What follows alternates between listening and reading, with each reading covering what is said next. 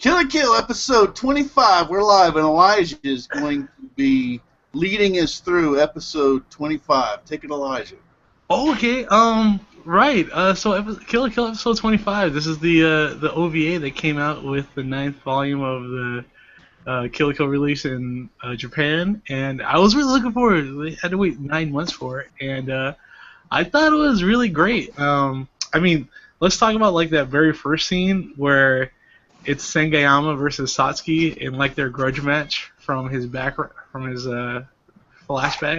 I thought that was pretty cool. Like, I thought if anybody was gonna have like a grudge match, it would be him and Ryoko. But I think Satsuki was his first rival to begin with, or initial one. So I thought that was pretty neat. What do you guys think? I agree. Definitely, great development for Sanayama to, go back to his roots and be like, well, we're in peacetime now, like no more war, so I gotta get this, resolved. Like, I need to know who's better between me and you. And then it was just great because, it was a perfect way to introduce to us Satsuki's new thought process. How she doesn't have the heart to fight anymore. And I thought it was handled really well. Like, just introducing us to this new Satsuki that we're gonna see throughout the remainder of the episode. So. How about you, Steve? No, I'm mainly just listening. Well, I was okay, and I want to clarify something. I'm actually okay with episode 25. It was episode 24 that really kind of pissed me off because of a pairing, believe it or not. I mean, just to go sideways with something else. And Naruto, they actually had some fans that created a page, just a few of them, that were so angry because Narasaka didn't happen, that they wanted to ban Naruto from being the movie being shown in the States or whatever. Yeah. Supposedly it was a Naruhina fan that actually made that. Supposedly, that's what I've heard. That there was a picture on Tumblr or something saying that saying it was a troll. So. Well, it was only like 200, so it could be 200 trolls for all I know. Go, yeah, I'll sign up for that. I'm not to the point where I'm going to do a hashtag, kill la kill, Okay, but it did ruin, the ending for me personally. But anyway, moving on to 25. It wasn't necessary. That was another thing about episode 25. It really was close. It's like a few of these scenes in 25 could have been put into 24. Made larger, like another 10 minutes or something, and it could have been like done, So it felt kind of unnecessary. Not that it wasn't enjoyable. Actually, a lot of the individual scenes were really good. But anyway. But yeah, how about you, Anthony? What do you think about that scene with Satsuki and Sengayama? You know what? It's been a long time since I watched it, so I'm gonna kind of bumble through talking about it. Yeah, that's cool. But actually, as a whole, just the episode as a whole, I thought it had a lot of fluff in it. It was like one of those things where nothing that happened in it really mattered. And it's just used to just so we can see these characters again, which I love. I love. That's one of the things about Kill la Kill I love the most is the characters, and I just wanted to see them again. Yeah. No, but I mean, I feel you with that. But again, it's an OVA. It's not like unofficial. Like, how do I say it? It's extra. It's not even like supposed to be. I mean, I guess you could take it as canon, but at the same part, it's just an extra thing. It's not part. If it was the main thing that they were gonna show us, they would have added it on to the original broadcast. Yeah. So I thought, but yeah, that whole scene I thought was really cool. They introduce you into that whole Satsuki's new demeanor and stuff like that. And then like within the same scene, you kind of get like this moment where you think Satsuki's gonna turn around and like give some speech or something like that, or cheer Sengayama up, but she just walks off quietly and doesn't say anything. And then there's this really funny moment where Mako's like, what? She's like covering her eyes, like waiting for Satsuki to like burst out with like a bunch of light from behind her. And it's like, what? Nothing happened. She didn't do her heel click or anything. And so I thought that was a little cute moment there. But yeah, I guess moving on to the next scene, if I let me just see if I can recall this. You've got her Satsuki.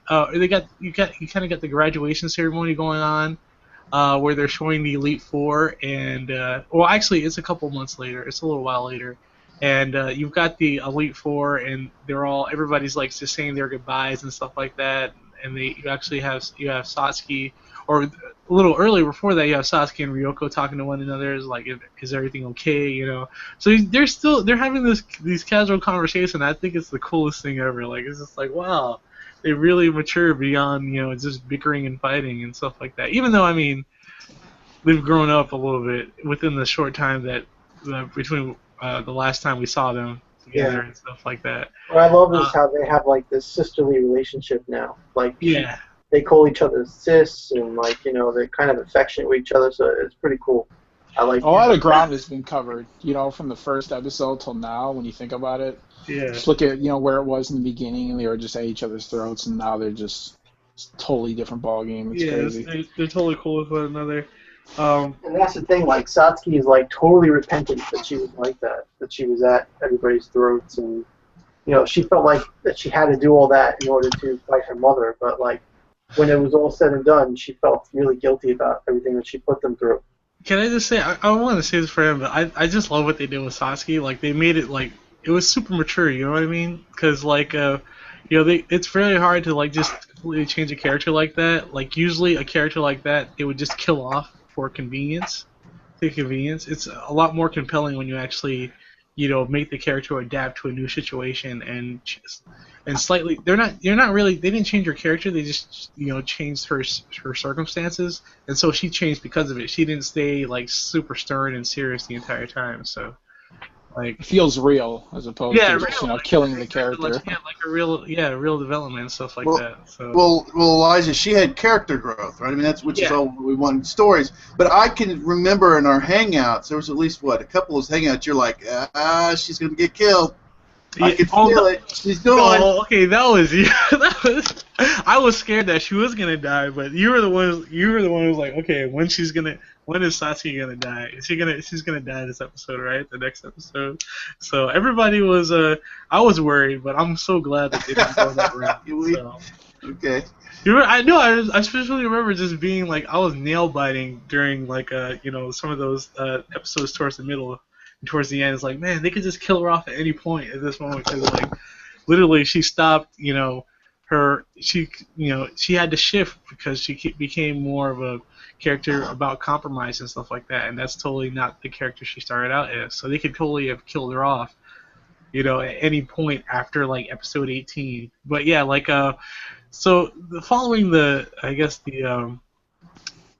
show, or episode 25 some more, you get a scene with the Elite Four, and there's a really nice song playing in the background. There's cherry blossoms falling. It's very sentimental. Like, all the clubs are saying goodbye to each one of the Devas as the graduation goes on and stuff like that. And it's just sweet, And then they talk about where all the Devas are going to end up and stuff like that, and I thought that was pretty cool. Again, you get to see all the characters, and like, I don't know if you guys noticed that like they had Mako there, like just sneaking in each of the frames where she would just sneak in, like, and she was eating cheese too, which was also really funny.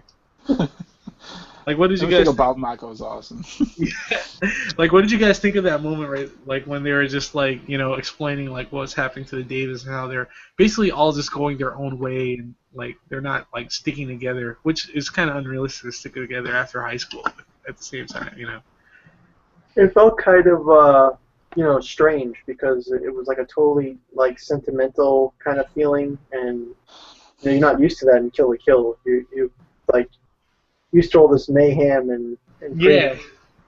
And like now they're all like like we're all leaving and we're all going to be friends, and we're going to go our separate ways. And Satsuki is like kind of have this proud mother kind of vibe where she's sending off everybody.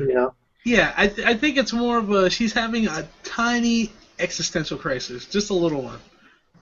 Yeah. Yeah, that's the best way to describe it. And so, I mean, I thoroughly enjoyed that moment there. And then we get the reveal. They look up and there's a heel click, and then there's Satsuki in Junketsu, and then that's when everybody goes, what? Junketsu?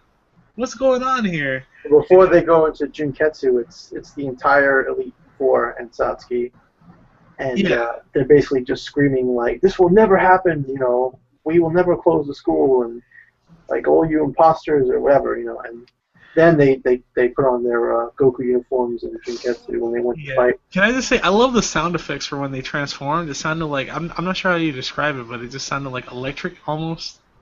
Like electricity or something like that. Like, there's some weird sound, but I thought it was pretty neat. And then you get the battle of the clones versus the actual real Devas, but they're kind of defenseless because they have, they don't have anything to defend themselves with. No more Goku uniforms.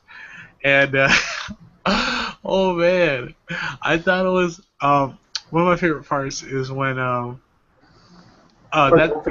that's when they're attacking him. They're attacking them, and then Nono's running away from herself, and he's like, that voice and that that voice and that attitude really pisses me off, and I lost it. I thought that was so perfect. Yeah. And then don't forget that Satsuki was having tea with her butler or whatever, and then a shadowy figure grabbed him from behind. Yeah, she was totally okay with it too. Like, you're still kind of fearing for Satsuki's life at this point because again, she's having this existential crisis. You know, you're fear for her well-being for the most part because she's not like as feisty. She's not feisty like she was in the series or for the majority of the series. So I thought that was pretty interesting. Yeah, it's safe to say she's like a totally different person in this episode. Yeah, almost completely. Like, yeah. I mean, she changed because of the scenario. The reason she was like that is because of her mother. So, I mean, then you've got oh man. Well, I mean, what did you guys think of like just the fake Elite Four showing up? What were your thoughts at that moment? I feel anytime that they have like when they have opponents like for a character and it's a clone of themselves. Yeah. Like it's so hard for me to get into it. Like I don't know if you guys remember when they did that in, at the beginning of Shippuden. Yeah. Naruto. Yeah. Like it's just I feel like it's an author or an anime studio's way of like it's almost like they don't have it. They ran out of ideas. So let's just make clones of them. Yeah. And you know, it was cool seeing them fight again, but it was so hard to get invested in a fight when it's just like they're fighting themselves. I find nothing appealing. I think the neatest thing about that is just interacting and them, like their realization of like what they're like. It's putting a mirror to the characters. I think that's a lot of shows don't do a good job at that. Like they'll just like literally just have them fight and like use the same moves against one another, but none of them like explore their characters. The thing that I liked about it the most is that the characters in Kill la Kill actually change, or you perceive them differently. So the Devas that show up in the clones that show up are I guess pre the Hinoji event, or pre episode 18, or before any of these. I guess before any of the events of Kill la Kill actually took place. And so they still have the kind of the same. They don't do it like hardcore or anything. I'm not saying they did a good job with it, but like you still get that hint of like, oh, okay, they're trying to reflect on like what their characters were like before, they met Ryoko, which is I guess the best way to describe it. Before. Yeah, I appreciated that part. I like that. It was almost like an introspective thing of way of them like looking inside themselves. But you only really get that for like Nonon and Inu. Like Gamagori's personality and also Sengayama's don't really seem to reflect as much. So it's hard to say what's happening. Like that might have been like a misstep. Again, this OVA, it's short fun. Should have explored that more, actually. Yeah, dude, that would have been so neat if they had some more interaction where they just explore like what their previous personalities before interacting with Ryoko or just the events of Kill la Kill. I thought that would have been cool. But yeah, like I think the next scene is when they show I want to say. Is that when Rei shows up? Yeah, that's when Rei shows up, and she's got Satsuki all tied up, and Mako is too, because if you notice in the previous scenes, she can't resist cheese, and she falls for the same cheese trap, and that's why she's stuck up there with Satsuki as well. So that was also pretty funny. So it was all being set up. Even during that sentimental scene, you see Mako running around comically. It's just a setup for her to be, eating cheese. It's a setup for her to get caught in that trap later on. It's funny. But it's like Sasuke knew, she actually knew who it was Yeah. that caught her, and she is pretty much offering Ray Yeah. like her life. She's like, if you want, retribution for me killing my mother, then you can take my life. And just like, whoa, what a drastic change in character, Yeah. Crazy. I mean, because she did what she accomplished, man. I think she wounded herself by that. Like, she's so strong and dedicated to it. Like, she almost treated it like an impossible feat. Something that I feel like she was, she was going to go into that fight thinking she was going to die in episode 18. That's why they have, like, all the cups and the sake and stuff like that. Yeah. And so she was ready to throw down her life then, for that cause. And she didn't have to, basically. And now it's like, Regio killed herself pretty much too. yeah, she did, exactly. But no one's gonna, no one who was, who wasn't there is gonna buy that. Oh, it would, they drove her to it.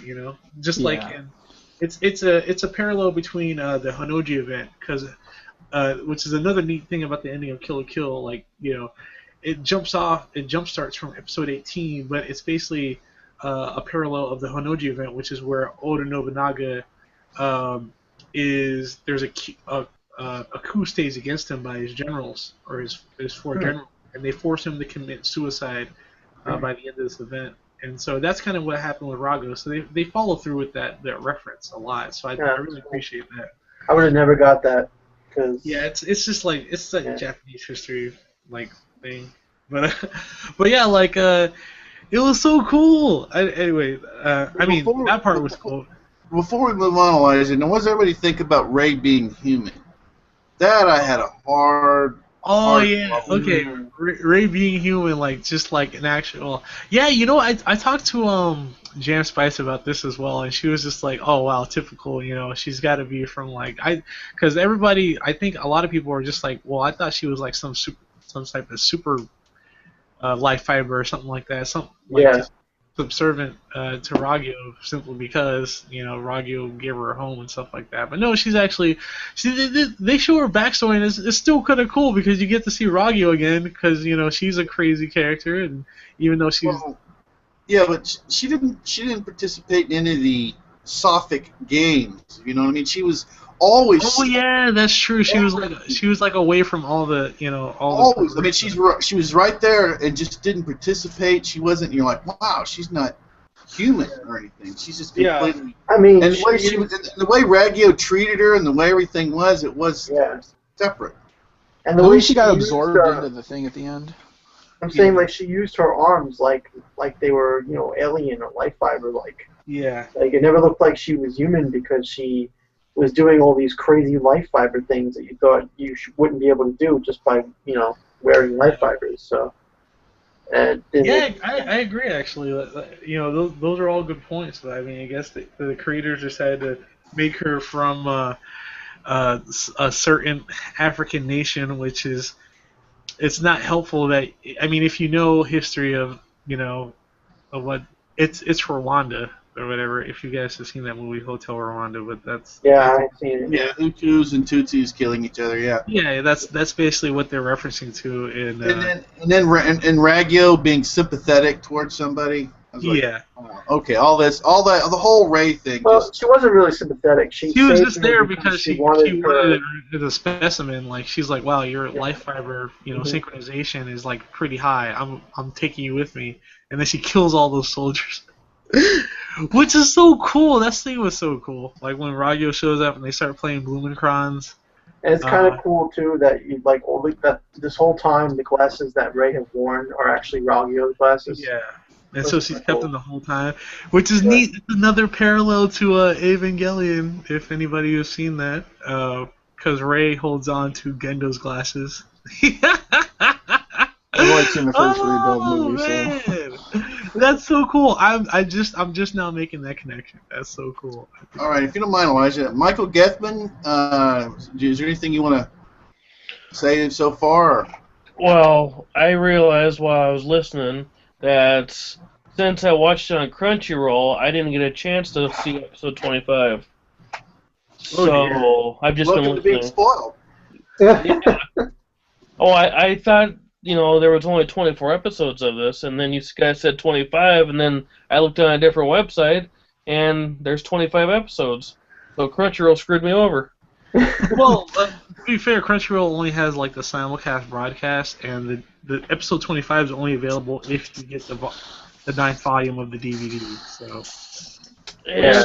Nobody can afford at all. Yeah, because the anime fans are poor, which has been poor. Well, Aniplex is yeah, horrid. Yeah, how much was it? It's like over $100 to get the last volume or something. it was like a good $90. Yeah. It's And there's crazy. only like what, maybe 3 or 4 episodes in each pack. Dude, in Japan Volume? it's like 2 episodes. Oh What? my gosh, that's disgusting. Who the hell would buy that? That's Nobody would buy that. That's- Hey, people buy it. People will buy it, and that's why they can get away with it, because people will still buy it. Hey, that's how Kill la Kill made its money. That's how it made its bread. Gurren Lagann has made his money too, $600 my ass. Oh yeah. So they do the purification ceremony to the anime fans in general, huh?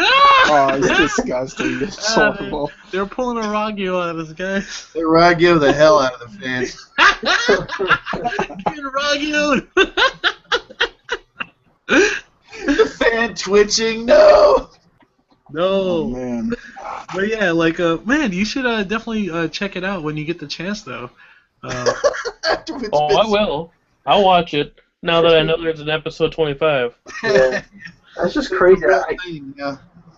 I can't believe that much money. I bought Sailor Moon from Viz. They just did the remaster of all the seasons of Sailor Moon, so the first one is out, and that's 23 episodes for $50. You know. By any Plus- chance, plus special features. did they release Sailor Moon R yet? Romance? Not yet. Right Okay. now, the That's second the one. volume is on sale. Well, that's because like Funimation and Viz and they're actually reasonable on their prices. Aniplex buy- does not You care. can buy dude. all of Full Metal Alchemist Brotherhood for like under $100. But anyway, back to Kill la Kill. Yeah, well, yeah, Elijah, go ahead and finish this out with Kill la Kill, and we can just go general discussion. Maybe talk about a Kamiga Kill or some other stuff. Okay, cool. Well, let's see here. So we get that revelation, but then we get back to the fight, and what are the Divas gonna do? They are outmatched because they don't have Goku uniforms anymore. So in comes Mitsurugi or Sensei, and he does the quickest transformation I've ever seen. He just kind of throws off all his clothes and gets naked right away. Well, they all kind of get naked right away, actually. They all had it. And he comes out with these trailer trucks, and you're thinking to yourself, oh, man. Oh, the DTRs again, right? And they got their own DTR. custom DTRs. Those were awesome. DTRs. I miss those.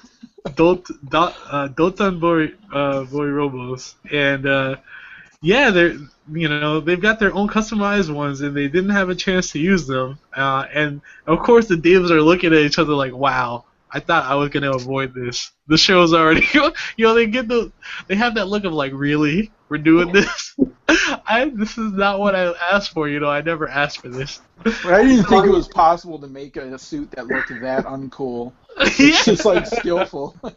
I know, right? And Well, like, what's funny is that they have the naked gear, whatever, under their clothes. Like, yeah, the nudist beach. yeah, nudist beach. I couldn't think of it. Yeah, it's completely, all those under their clothes, and they're like hating it and don't even want to be a part of nudist beach. They've been wearing it. Like, it's so stupid. And then, of course, you've got Ryoko fighting Sasuke, which is actually not really that. To be honest, for me, is not that engaging because it doesn't have the same emotional impact or impact at all. Yeah, it's a fake Satsuki. We don't Yeah, it's get a fake that. Sasuke, and she's not even using any of her rhetoric or anything like that. So I think they really dropped the ball as far as like dialogue and interaction with like the cloned versions, and I think they're just again like this is extra episode, extra fights, So the DTRs were a neat idea though, because you got Nonon in like this little helicopter. Is literally just in a giant like server cabinet on wheels. Gamagori is in a tank, basically, with spikes on it. They had to give him spikes. And Sengayama is in a DTR that shoots bamboo blades as missiles, and it was kind of it's neat to get into the fight, and then they soon come to realize, oh yeah, we have no idea how to pilot these, which is also funny. And then, and then they get to the second half of the show, and they're sitting there like, oh yeah, we can control these remotely, and they start, we control these remotely, and the sensei or Mitsurugi is just so disappointed. He's just like, really. Come on, guys. Like, I worked so hard. He's like, oh no, and they just start banging him into the clones and stuff like that. Super funny. But yeah, I guess moving on to a quicker pace here. Then you've got and then they're getting beat up and stuff like that. And then Mako out of nowhere is just like, hey guys, buck up. I know you're losing, but you're the Elite Four. She gives her motivational speech, her hallelujah scene. And then, the Elite Four just out of nowhere just start beating the ever-living crap out of the... I'm saying that's after Mako breaks out of the trap, right? She, breaks out or something? Yeah. Which is kind of neat. Yeah, that's how do I say? That's when the robot shows up. The Honnouji Academy becomes a giant mecha, which is what a lot of people suspected, was the purpose of that of the school for it was supposed to. Yeah, it was supposed to fight Ragyo, and Ray takes control of it. Which is pretty cool. I found that really interesting. I think it made sense story-wise, that they had that Honnouji Academy designed to do that, but in the previous episodes they couldn't use it. I forget what the reason was. Did they lose the academy or something? I forgot now why they couldn't use it previously. No, it's just it's because Ragyo had control of the school and they were in the nudist beach. Yeah. So Mako takes over the entire mecha and does her little speech, and then the Devas just trounce their clones, literally. Gamagori just crushes the ground around him and just rips the thread from this dude's belly and then cuts it with the axe. Such a cool moment. And one of the best moments of the episode is literally when Inuda is like, I know my own weakness, and he hits the power button behind his head and whacks him with the keyboard. Awesome. That was hilarious. And Momon, whatever her name is. She does her own. It's like a sound barrier or something. Yeah. Mijoshi. She has the best Goku suit, in my opinion. I love her Goku suit. Yeah, her Goku uniform. Yeah. See, and then I like how they had their before their upgrades versions. I think that was pretty neat too. And then everybody else gets beat pretty soundly. In a neat way, and then the ground breaks, and Ryoko starts falling, and this is where the show that's when the show just takes off, because as she's falling, you hear Senketsu's voice, and it's like, Ryoko, take this, and then the scissor blade starts falling from the atmosphere, and the wind starts blowing, and stuff like that, and it falls through the gap, and it's the scissor blade, and she's like, it's Senketsu, and there's this whole really awesome scene where she's running up the wall, or running up all this crumbling rubble and stuff like that, and it's really awesome. I love the animation in that scene, and where she cuts the entire. The scissors are planet size. They extend like crazy, which is a animation trait of Yo Yoshinori. Yeah, I mean, it literally looks like it's in the sky, that she's cutting them from. So it's crazy. And then, I mean, her speech was really awesome too, where they go into the whole thing of this is our graduation from Ragyo. She had ruled our lives and basically, shaped, us, negatively this entire time. It's our time to make that, disconnect from that and become our own person. This is our Ragyo graduation, or Raguration, is the final attack she uses against the robot to cut it in half. Honnouji Academy. And so you've got the whole scene with she absorbs the life fibers with she absorbs it into her hair. Yeah, interesting. But a lot of people were contesting that, but at the same time, they explained in episode 24 that they're becoming like each other.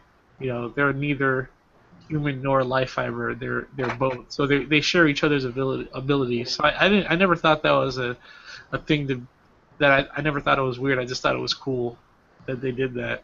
And so, but yeah, like well, what I was gonna say is that then you have Rey in her final desperation trying to cut Satsuki, and that's where you get like her development, and she's like, you know, she kind of goes with this rhetoric from the end of episode 24, which I'm not too keen on. It's just like, you know, Rey's just like, well, that doesn't make any sense at all, and you know, that's just how we are. And then Ryoko shows up and he's like, yeah, that's right, and I'm like, I don't really, that doesn't really mesh well with me. And so yeah, like, I mean, that's basically the end of the show. The Honnouji Academy sinks, the Scissor Blades sink along with it, and you know, they do kind of question that what's going to happen between Satsuki and Ryoko, and Satsuki just simply goes, you know, as she cuts her hair, which is actually a really beautiful scene as well. You know, cutting. Which is nice because it connects to episode 24 when we saw the epilogue in episode 24. Like, yeah, it takes place before the ending of episode 24. Yeah, exactly. And she's like, I can see my sister anytime I want, you know, and she's like just very mature about it. Nothing, you know. And yeah, that's it. You know, the last scene you see is Mako and Ryoko sitting on top of the house, the Mako's Manchoko family's house, as they drive across the highway to, I guess, their new school or new neighborhood or whatever. And that's the end of the OVA. It's pretty sweet. It was I enjoyed it a lot. Is there still a movie coming out? I'm not sure. They haven't made any announcements about that yet, which is I'd like to see a movie. Well, if this episode is any indication of what the content will be, because I mean, it was fun seeing all the characters again, but I think they misinterpreted what the fans wanted, and that's just pure character interaction and less action. And yeah, they did a ton of action. I was like, wow, I actually would have been okay with just them just talking to one another and just interacting with one another. That's what it should have been. But I think if they do a movie, it's going to be like a reanimated version of the entire series, like condensed. Like, yeah, I hate those. Those suck. Yeah, they did all of that with Attack on Titan a few times, and it's just, I don't know. Well, let me ask you guys a question. Did we turn a corner on Nonan? Is she now tolerated or liked? Is she not hated now? Did something happen to us? Were we tolerating her? Because I could remember right in our hangouts, right? People were like, you know what? I've known people like that. I'm like to strangle her. I mean, it's just absolute hatred for Nonan, for good reason, right? Steve, wasn't that you?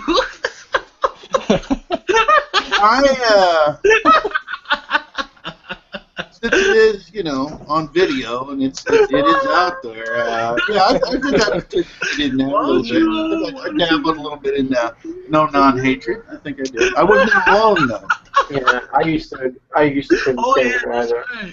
Was it around episode 11 and anywhere from like 11 to 13 where she was where it was Ryoko fighting all the Devas? Yeah. And that was when they got to her fight.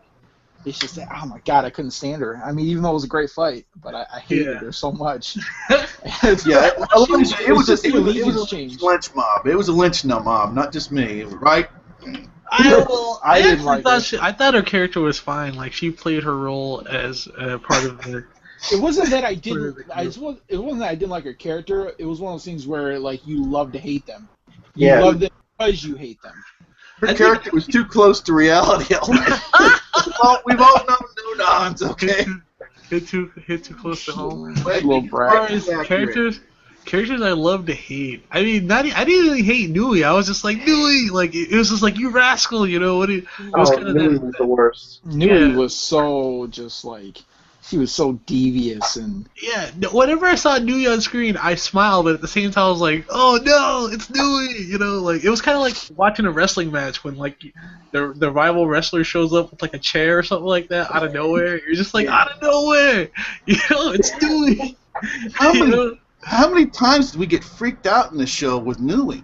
A lot. Oh man, remember when she first showed up and how she just like owned everybody? It was just.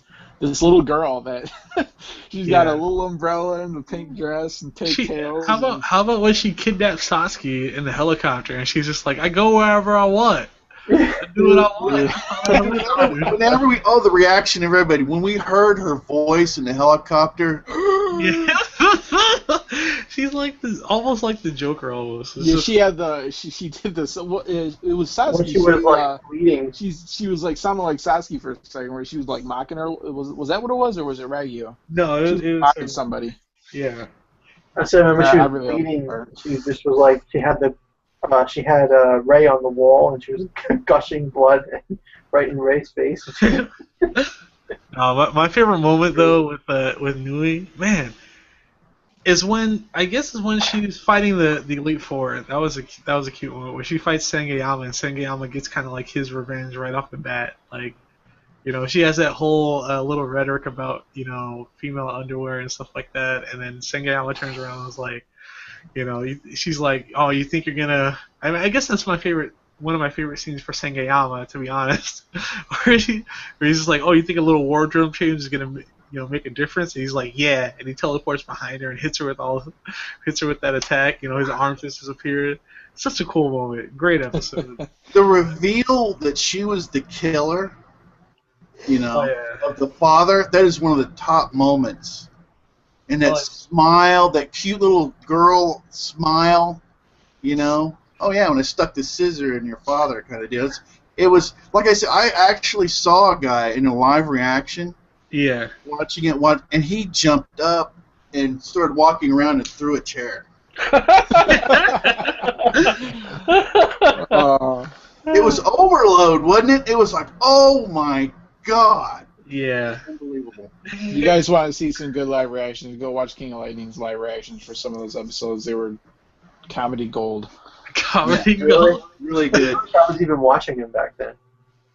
That's funny. Yeah, he did some really good ones. They may not be up anymore because he would have like the episode playing in the video. Yeah. So maybe it might have gotten taken down for copyright reasons, but hopefully if it's still there, you can watch it.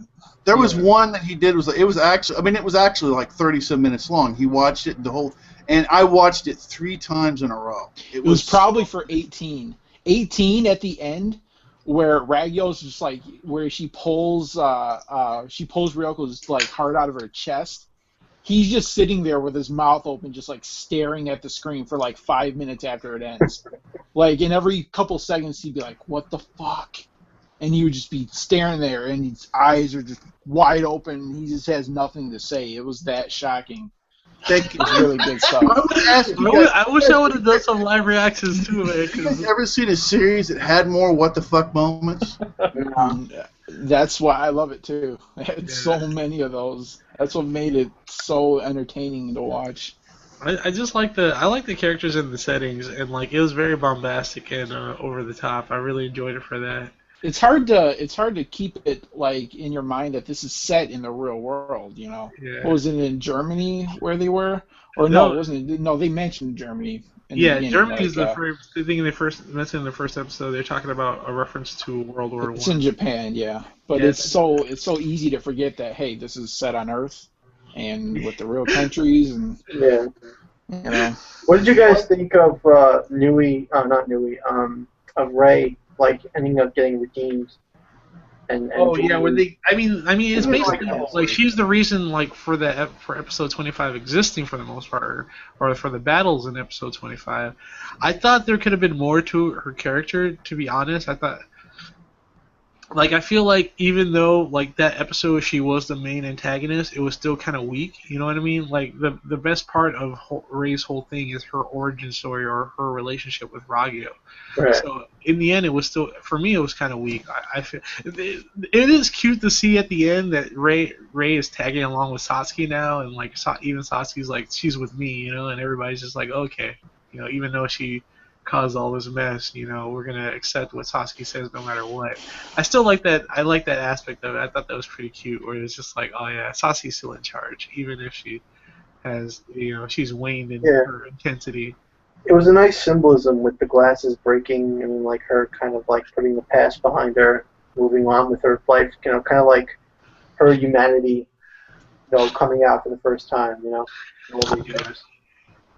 I Do you think that the reason why they did this was so if they make another sequel, like a movie or something, yeah. that they'll put her in it? Oh yeah, possibly, but I feel like they're not going to be visiting Kill la Kill for a while. Maybe just because they have so much. Even though they haven't really announced what they're doing after Ninja Slayer, which is coming out in like a few months. Actually, it's going to be out in like 3 months, or actually, it's going to be by the time Avengers comes out, Ninja Slayer will be out as well. So. What's Ninja Slayer?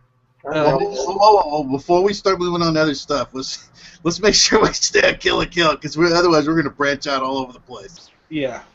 Yeah, big time. Let me ask you guys a question. Ragyo. Ragyo was an awesome villain, right? I mean, truly evil.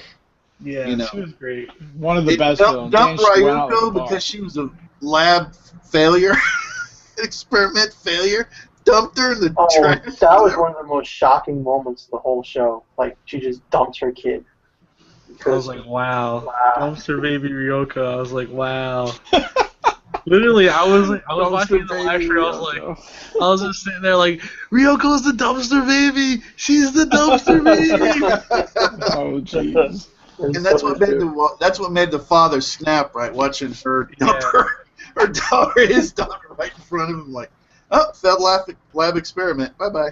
Crazy moments. Yeah. Oh, Adorable. one of the best moments I really was did her like father Ragyo. like breaking his back, turning into. Yeah, breaking his own back to transform. Yeah, that was crazy. Where you found out they were the same people. I'm like, what the? Yeah, fuck oh is yeah. this? It's such a red herring too, because they were just like, oh yeah, could it be this? Could they all be related? Look at the color scheme that we use for all these characters and the designs. Like any of these people could be related anyway. But it's a complete red herring. They completely mess with you. It's just like, oh yeah, it was that guy all along. They're the same dude. It wasn't like Ragyo is just like monogamous or anything like that. And the butler with the Hitler mustache was part of that hit team to kill him.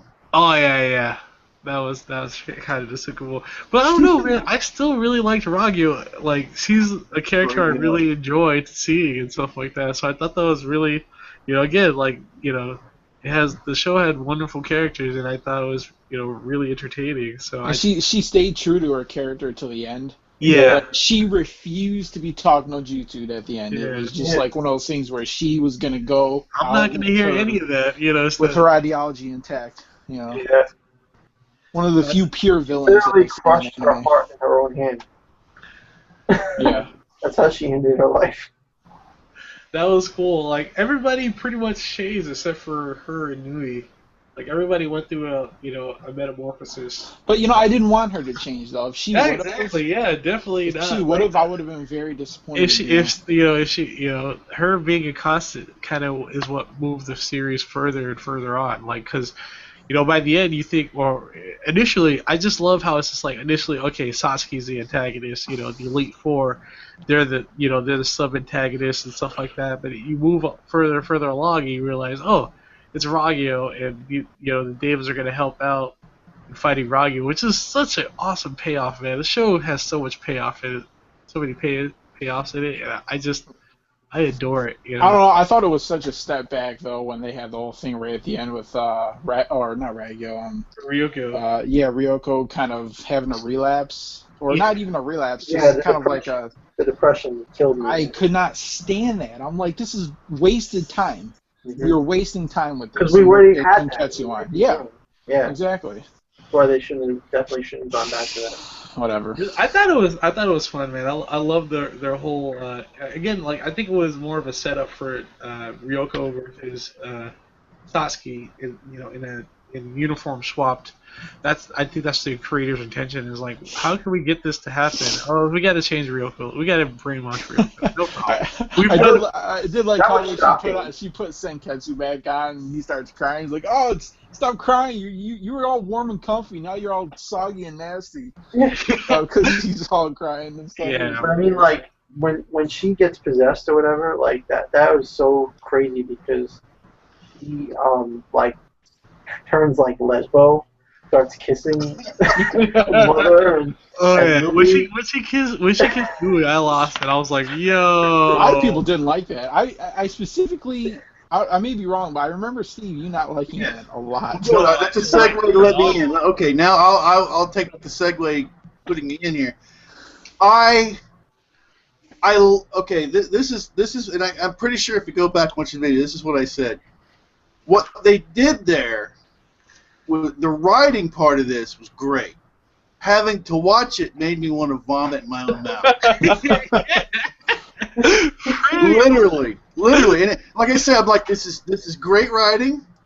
It was done well, but I just can't watch it. Like when you see the execution of it, you're just like, oh wow. It's her father's killer, essentially. Well, wait a minute. That's Let's what make makes sure it so we get this disgusting. scene. Let's make sure we get this scene correct. Okay, she forcibly, as the dominant character, forces the kiss on Newt. Okay. Yeah. I mean, this wasn't just passive, but she forced it on there. I mean, and I'm like, boy, I can't. She's 100% the initiator. Kill your father. You totally just, wow. Yeah. Yeah, we're supposed to show her embracing the forbidden desires. The lowest of the low. That was just brought it down to the depths. I get, like, later on in the episode, you get that really cool, I guess it was previous in the episode, but you get that reveal where Satsuki's in Senketsu, and it's like, wow, it should have been like this all along. Yeah, right? Why? That you kind of get that feeling, and but oh man, it's such a fun battle between her and Ryoko for that last fight that they have, and you get that whole again, you get you get this cool little interaction with Mako and the Devas, and like you get that implied interaction between Mako and Satsuki where she writes all the instructions on her palms of her hands before she goes out to fight Ryoko. And then they have this, whole conversation, and you show that Sasuke's still stern in her beliefs at that point. And that helps her get the fight. No, go ahead. I was just going to say, I feel like they could have used that time to delve into the whole Jinketsu thing that they were building towards and just never got a payoff on. Yeah. With him having his own persona and being like... Right. Yeah, they could have totally done that. Like, gave him they could have totally revealed his voice or something like that around that time. A lot of people, that would have been nice. But I think the creators even said that if they were going to do Jinketsu's voice, it was going to be in a comical fashion. I think their idea was to have Senketsu and Junketsu in like dry cleaners, and it would be like a whole segment of them just talking to one another. And that's the only time you'd hear Junketsu's voice. That was like one of their ideas for like a joke or a little. That would have been awesome. Yeah, that would have been. Yeah, it would have been dry neat. cleaners. Yeah, but I think the only time you get to hear Junketsu is like as he's screaming and trying to crawl away. Yeah, you hear like when Ryoko's ripping him off of her body and stuff. Well, I want to, if you don't mind, let me rewind back. Now this is what's disturbing. Okay, and I'm pretty sure I said this in the Hangout. It wasn't the whole thing with Ryoko and Nui the kiss. It wasn't the lesbian thing, because this is what's disturbing to me, is I had much less of a problem with the incest aspect of this. This is what's disturbing to me, the lesbian incest act to this, and it's just mainly her forcibly almost raping Nui, Yeah, the killer of her father. That's what got me. the killer of her father. Because this show had already got me past. The lesbianism. If you had problems with this, then they weren't watching Beyond. Oh, it would have killed you as soon as Ragnar made her. Yeah, that was a deal breaker. That had been over. Yeah, Right, pretty so much. I know some people who have dropped it from at that point, or females rather, who have I was like, oh man, I don't know about this.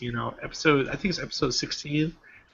It's one of those things, if you're on board with the whole Japanese, because there's a lot of that in anime. Yeah. With the whole incest and the whole, there's a lot of it now. It wasn't like that before, but at the same time, it's maybe not. But I think Kill la Kill in and of itself was a callback to a lot of the older stuff. No, you know what? No lie. When I first watched it, I was like, oh man, why are they pandering to like this new crowd of people with all this this incest mother on daughter thing? And I was like, it legitly bothered me the first time I watched it, but I got over it. The kiss though still bothers me. The kiss between Nui and Ryoko. So I agree with you, Steve, on that at that point. Oh, another shocking moment in there. Based on the sole fact that that's the person that killed her father. That's what. Yeah, that's kind of. Oh yeah. If you don't mind, let me ask you guys, what was the most shocking moment? Or you're in here? What was the biggest what the f? What the fuck moment? Oh man, in Kill la Kill. Yeah, because there was a lot. There's so many to name. Like, I think the moment that got me almost the most is when it was episode 7 when Mako's family comes driving up and they like side with Mako and it's like, hey, beat her up, Mako, get her, Mako, yeah. And then you have that whole scene where Ryoko's like, what? And then like she gets pulled and she gets slapped. She's getting slapped around with this chain, and Sasuke's just like, Sonotori, precisely. This is my plan all along. And she's like, haha, see? She's like, it's kind of like just a sibling argument where it's like, haha, my point was right all along, Everybody's got a price. That's kind of the message she was kind of going across with. And I thought, wow, this episode's really, really strong. Like, it's coming across like, it's hitting everything just right, like emotionally. Okay. And I mean, but that was my. Was just the family, right? The whole thing about where the family just And if I thought that was later than episode 7. It's episode 7. It was pretty early. Yeah. Oh, okay. Because I thought, I'm pretty sure I said, I was, I was ready for the family to go at that point or whatever. And, yeah. It was right after that where they kind of overstayed their welcome. Yeah, but they were pretty amazing. They kept coming back. But what got me is how solid the kind of the philosophy was on that. It's that it corrupts. When they were middle class, they were fine, but then when they got rich, it made them rotten. Yeah. They didn't have to rely on each other. Well, how about you, Anthony? What was your, if you don't mind, Elijah? I mean, what was your biggest what the fuck moment? At first I wanted to say it was like I guess my knee-jerk reaction was to say like right at the end of episode 18 where you find out Ragyo is Ryoko's mother. Like that's what I wanted to say, but now thinking back on it, I think it was when Satsuki first stands up and she reveals that Honnouji Academy was just a big a big way for her to take down her mother, and then just Ragyo just beats the living shit out of her, and I'm like, what the fuck? Because her entire character was built up on this thing where she's kind of like unstoppable, where there's nothing above her, and then she just gets humbled so badly, and I'm getting chills thinking about it right now. That's the part that really you know what? I totally agree with you, Anthony. When I watch that, it's hard for me to watch that scene still. Like, that's like more than the kiss or whatever. Seeing Sasuke beat up like that, I was like, wow, I can't watch this. It's a warping of her persona. Like she's not Satsuki. She's not Satsuki Kyoto anymore. She's this lower being. I don't know how to explain it. She beats her up like really badly. It's sad. It's hard to watch. Badly. And like the thing is though, Sasuke, like, it doesn't change her at all. It just changes your perception of her. It's like cause she's still like the same character trying to do the same thing, even though she's getting beat up while she's doing it. And the thing is, like how she got out of it too, like when she was sharpening her nail in the prison to get out of the cuffs, whatever. She pretty much did the exact same determination and everything. Yeah, and the thing is, it's like those two moments, like the moment where she reveals herself to be that her whole academy was this master plan. That's kind of like, it's like the pinnacle of everything she had worked up to. And then right after that, it's torn down. So you get these two extremes right next to each other, the height and then the lowest of it. And that's why I like that duality. Let me throw this in here. Episode 18, Gem Spy, she just let a little comment, and then she actually, because I've kind of made it sound like she left a big comment on the video. It was a little comment, but then she talked afterward, because that's the one, she was like, oh my god, that's why I like Satsuki. That just completely, reached a different level in the whole series. Yeah, that was ridiculous. Of a series that kept building, NW Order, what was your biggest what the fuck moment? Like, really? For me, it's either the one with Mako and Ryoko fighting. That was like the first one for me, and I was like, what the hell? When you see Mako acting like a snooty rich person, and she's fighting for, she's fighting to keep like this new lifestyle, and she's gonna betray her friendship. Like, that was like, whoa, I was, pretty crazy with that. But also with Ryoko, like, transforming like the first time that was it the Junketsu covers her or whatever? Oh yeah, Senketsu gets all over her, and it's just like it's kind of like a rapey scene, like episode 1, right? No, I'm talking about the final thing when you have Ragyo and Nui and Ryuko like all in this like love kind of scene, like where they're rubbing against her body and stuff, and Oh she's yeah. getting brainwashed, and then like that whole scene, and then just like in her mind and with the wedding, with the white wedding, and how she's like trying to kill Mako in her mind, like when Mako goes in there. All Yeah, I that was like remember that. freaking me out. I was like, what the hell? All the blood covering everything, and the groom was just a piece of clothing. I was like, what? That was crazy. But That those two moments for me. That was masterful, the way Yeah. they did that. The black and white, the music, everything. So, and they did it in a border. They had a border surrounding it, so that Yeah. you knew that you were, internal. You were in her mind. That was just brilliant the way they pulled that off. I had to watch that a few times because it kind of went over me. The first time I watched it, I wasn't really getting the point of it. It had to like sink into me after watching it a few times. Let's see. How about Michael or Life of the Boot are here too. So Yeah, Michael Gethman. What was your biggest what the fuck moment? Well, the one that shocked me, and it probably didn't shock you guys at all, but when Nui got absorbed into the building, I didn't expect that to happen at all. Towards the end. oh, where she just offs herself. Yeah, if she sacrifices herself so that Regio can get more power.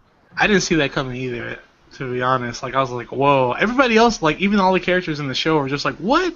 Dewey went down that easily just from that simple command, and Yeah. I felt the same way. Like a brainwashed cultist sacrificing himself. And wasn't she laughing when she did it? Yeah, she Yeah. was happy about it. Yeah. She was so far gone. Yeah, pretty much. I think after losing her arm, she lost a little bit more than that as well. Like a little bit in her head too. Like some of her brain was in her arms as well. She just went crazy. Yeah. Some of her brain was in her arms. She kept reaching new levels of crazy. That Oh, made her man. scarier. How Life in the about- Boot. Did you see the series? He's muted.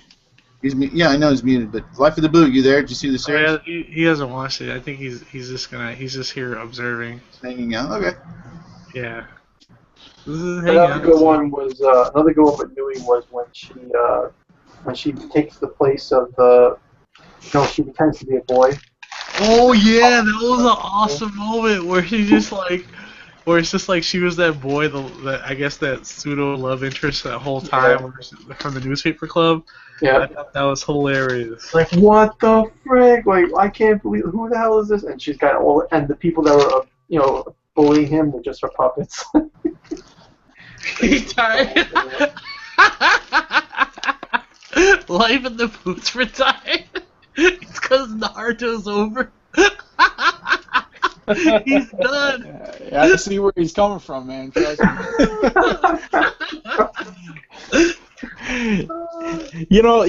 It's not really a moment. It was more like just an aspect of the show, but the whole thing where especially it was most apparent in episode 18 where they throw down this crazy moment and then they just go into that ending that was so happy. And I'm Yeah, like, no, happy, sweet stop! ending. I'm not ready. I need time to process it's jarring. Let me process this, and then it's just like. this. Yeah, oh my gosh. It's like, it's too much. It's too much. Yeah. Yeah.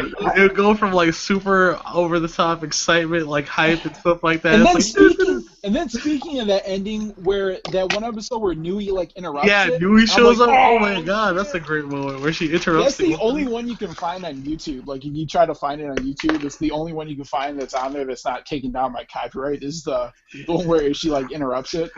Yeah. Because you think, Which is oh a man, shame, they're I love doing a it. remix to the ending song. Okay, I guess the series is almost over. And then it just interrupts it. Nui comes up on there, and then they switch over to the final to the scene that transitions you to episode 24, which is. I kinda- love that ending. Like, I just want to like a shout out to the music overall.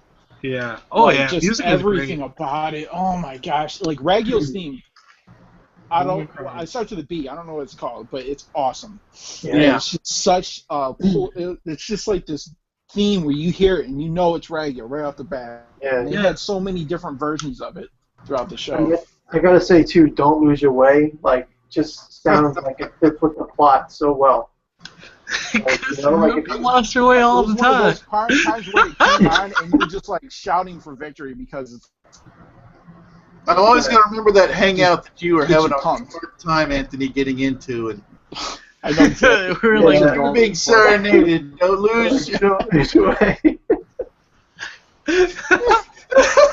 And then you made it. It was great.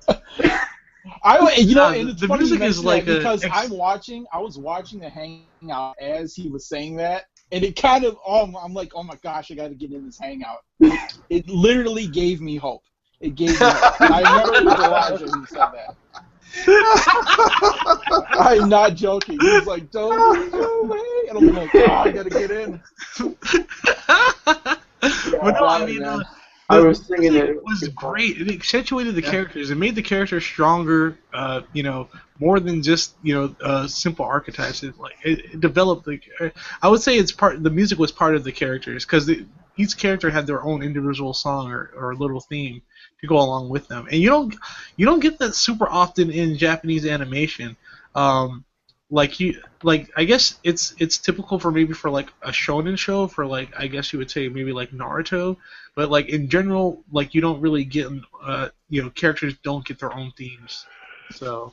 And whoever that is, I know it was Attack on Titan. Yeah, he did. That person Attack on did Titan, also, yeah. and El Noah Zero.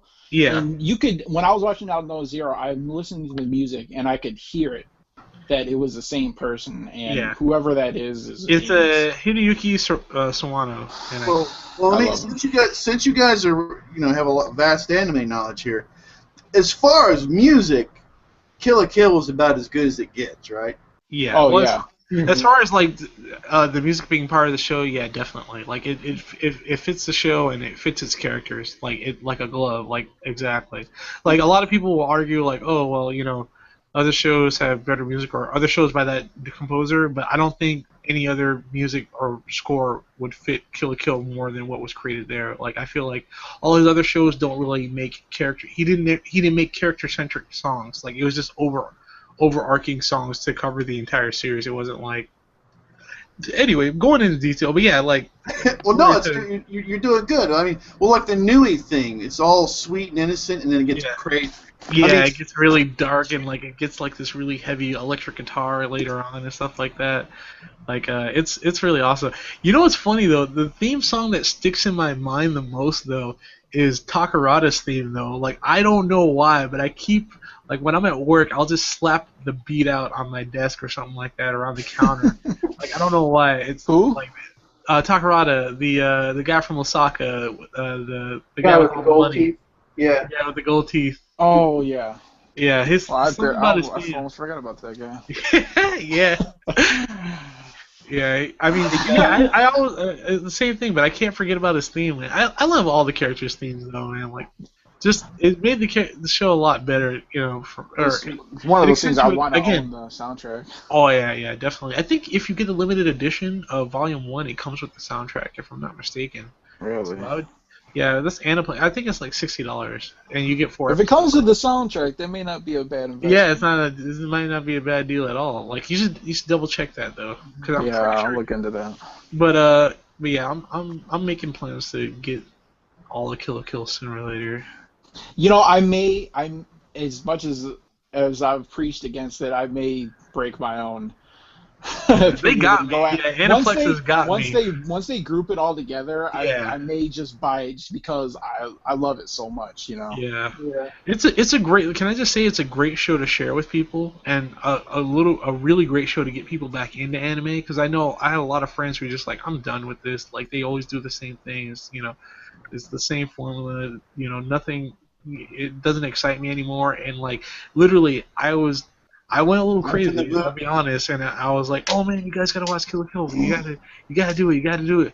And all my friends were like, "Man, Elijah, be quiet." And then, lo and behold, three months later, they're like, "Oh, Elijah, oh man, we're hanging out, we're doing karaoke and stuff like that." It's Elijah, just on the side, it's oh yeah, we watched Kill la Kill, or everybody looks at me, is like, yeah, we watched Kill la Kill. It was pretty great. A lot of people are just like, oh man, I wasn't expecting to like it and stuff like that. So it's a great show to watch with other people and stuff Look like how that. much it brought us together. I mean, Yeah. we went crazy over it. Well, I wasn't in the first hangout, but I remember Yeah. watching you guys, and you guys were just like, it was like a clusterfuck of just excitement.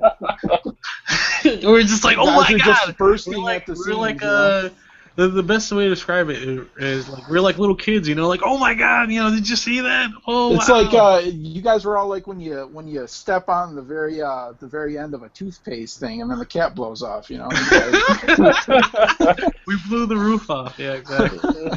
Well, we were breaking down like micro scenes. I mean, we were just there was so much stuff they packed in there. It was just Yeah, the more you got, the more there was, right? Yeah, Kill la Kill is super condensed. You can't find the same amount of content and like with what this show is trying to do in any other show of its size, or it's really hard. Like any other show that you're gonna look for that's like an action comedy is probably gonna be 3 or 4 times longer than Kill la Kill. The amount of satisfaction you get out of this show is really good for the time you put into it. So I'd say it's a good investment as far as like something to watch. So it's good for for introducing people into anime as well. So not a huge investment, super entertaining, and it's a fun watch. So I do wish it would like. I mean, I like the aspect that it's goofy. Yeah. But I've tried to turn a couple people that I know onto it, and that was just like a huge turn off at the beginning. And I gotta keep reiterating to them that, like, listen, you stick with it to like episode 3, a little bit longer, and you will get the serious plot. You will get the twists and turns. It's not all just crazy goofy. Because when I watched the first episode, I'm like, okay, I like this, but it's maybe tone it down a bit, and let's get some seriousness going. And it beats around the bush a little bit too much at the beginning, and I know that it's turned some people off that I've tried to introduce it into, which is a shame because when these people tell me, I can't get into it, I'm like, listen, if you just stick with it for a little bit, you're going to get so much out of it. Let me ask you guys this. Because I just bought into the action right at the beginning. I loved it and just kept going. When was the turning point for the average anime viewer? What episode? I think definitely episode 3. Anybody 3, I usually show it to, they're usually into the show by episode 3, and 4 just seals the deal. Normal if it's like somebody I know, like 4 is just like, oh my god, gut busting laughter, because like it's just like perfect. You get action, then you get like the sugar on top with like the episode 4 is like an anomaly. It's like the only episode where they kind of branch off and do like kind of this is crazy, like Looney own Tunes thing. antics. Yeah. Yeah, which I like it, but it's not. It's not your favorite episode. It's not my favorite, but I understand how good it is. Hey, Yeah. I like digging up old wounds, okay? Yeah, digging I on like old pouring wounds. salt in it. Honestly, I think it was Nui. Like when Nui first appears as that boy, that's when I was really interested in seeing what the hell was going on. Because I was like, who is this person? Like, what's going on? Like, this person has nothing to do with Satsuki, yet she totally seemed evil. It's like it's all really confusing. Yeah, I totally thought they were introducing a whole new character, like when they showed off all the puppeteering abilities and stuff like that. I'm like, oh, is this like a completely new person? Are we getting another villain in the mix? And it's just like, no, it was Nui all along. It was me. Gotcha. Yeah. And they got me good. No lie, it got me. I was just like, wow. Like, I did not suspect that at all.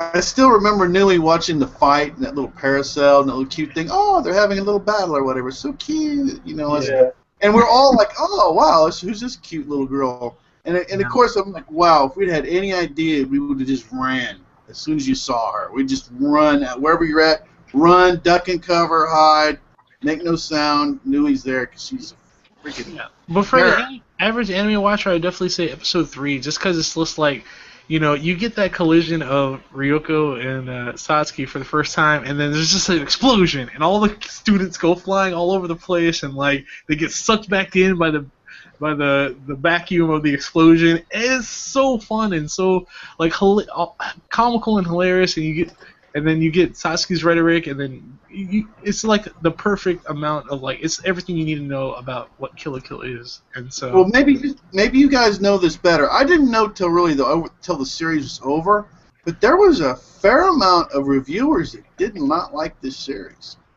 Oh yeah, there's. Yeah, I was like so it. caught up in the Hangouts that I didn't really watch many.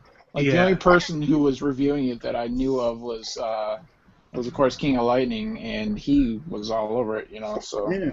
But afterward, I a started shame. watching some of the end of series reviews, and then listen, there was a fair amount of them. I don't know, maybe 30-40% reviewers are just totally going off on the series. Yeah, it's because I feel like they're missing the point. It's Yeah. one of those things where I don't want to say that my opinion is right and theirs is wrong, but Your opinion. the people who don't like it, like totally don't like it, I feel like they are missing the point of the series where it doesn't. I think a lot of people knocked it for what I said earlier about it not being as serious as they may have wanted it to be.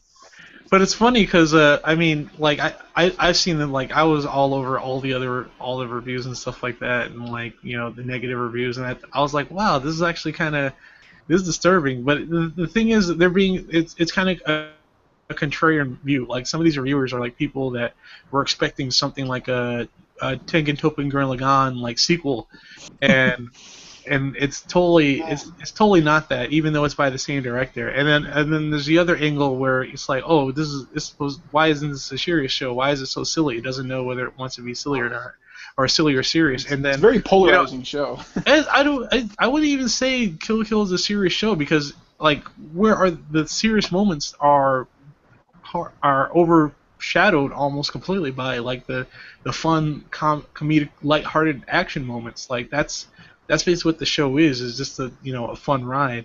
And I think that a thing a lot of people don't even look into or don't even bother to, like, they make all these blanket statements about it. It's like, well, the creator, like, he's never made a serious anime in his life. All his animes have been super over the top comical action series. Like the only series that's maybe you could question is Tengen Toppa Gurren Lagann, and it was trying to be what Kill la Kill was, funny and action, but it was bad at being funny. If you watch Gurren Lagann, you don't like it tries to be funny for the first 8 episodes and it doesn't really work super well. You're not like sitting there laughing at it unless you're like super into mecha and get what they're trying to reference, like super into mecha. And then it's not until they introduce totally mortality, not. like everybody in Gurren Lagann is, for the first 9 or 8 episodes, are like comically immortal. Like they survive like all types of different explosions, all types of super high level falls, and then all of a sudden they introduce mortality and it Comically immortal. I love that. yeah, like in Kill la Kill, and then and so what happens is it becomes more of a motivational piece, and this whole little, it becomes a very a beacon almost of like, oh man, like it's just a big motivational show, and like it still like maintains its fun, but I definitely don't think Gurren Lagann is a serious show. Like a lot of people will take it seriously because it it empowers them or makes them feel good about themselves, but I'm not sure if it was a serious show to begin with, because it's actually quite silly if you look at it.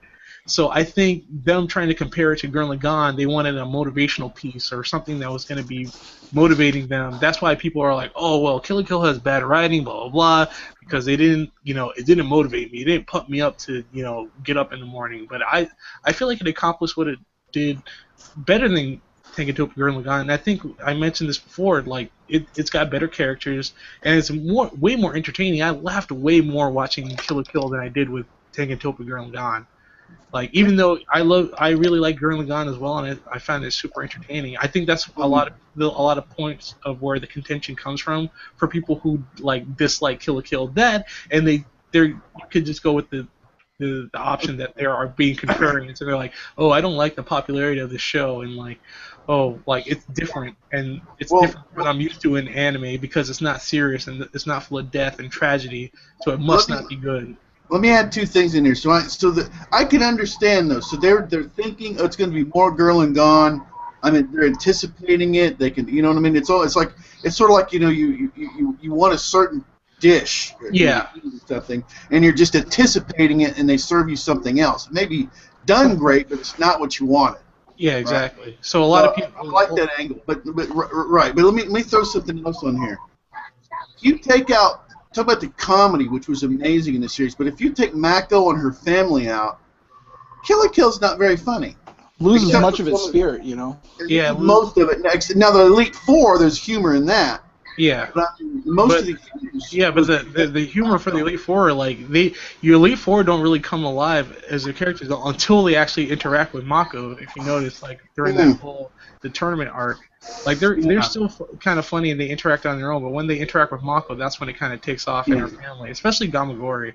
So like Love you know Gamagori. their initial Great point. Gamagori's initial interaction with Mako was actually really hilarious. Where Him and Mako is just- like the best. Yeah. pair ever. Elijah, you just nailed something right here. So, as for a writer, somebody creating a story, literally one character can not just be the funny point, but it's the one that brings out the humor in everybody else. Exactly. So I mean, it accentuates the series. Like a lot of people, like the thing I hear the most that's really annoying is like, oh yeah, Mako's like Jar Jar Binks because some guy said it. Giguk said it. Oh my Like, God! I could just not. Yeah, I could, and that I pissed could me knock off the when shit Jaden out of said whoever that said too. that. Yeah, like, and I'm just like, if anything, like if you want to compare, you know, Jar Jar Mako to- freaking Binks. yeah, like, but if you want to compare Mako to any like, you know, type of like comical relief character, I would definitely say, you know, Genie from Aladdin or something like that, because it's just like, you know, comically, you know, sidekick, super, you know, almost supernaturally gifted with like, but also crazy and full of energy and stuff like that. So, like, I would definitely go with more of that parallel. Jar Jar Binks is just kind of like a mean thing to say to drop on something. It's basically, oh, Jar Jar Binks is just a character, a funny character that I don't like. That's It was like a. I'm not someone that uses the term racist very much, hardly ever. Okay, Yeah. but that was so over the top and not funny. Yeah. Okay, So- the rule of comedy is you can do anything. You can do anything. I mean, as a matter of fact, a lot of comedians, their skill is to take a taboo subject and get a laugh out of it, right? Yeah.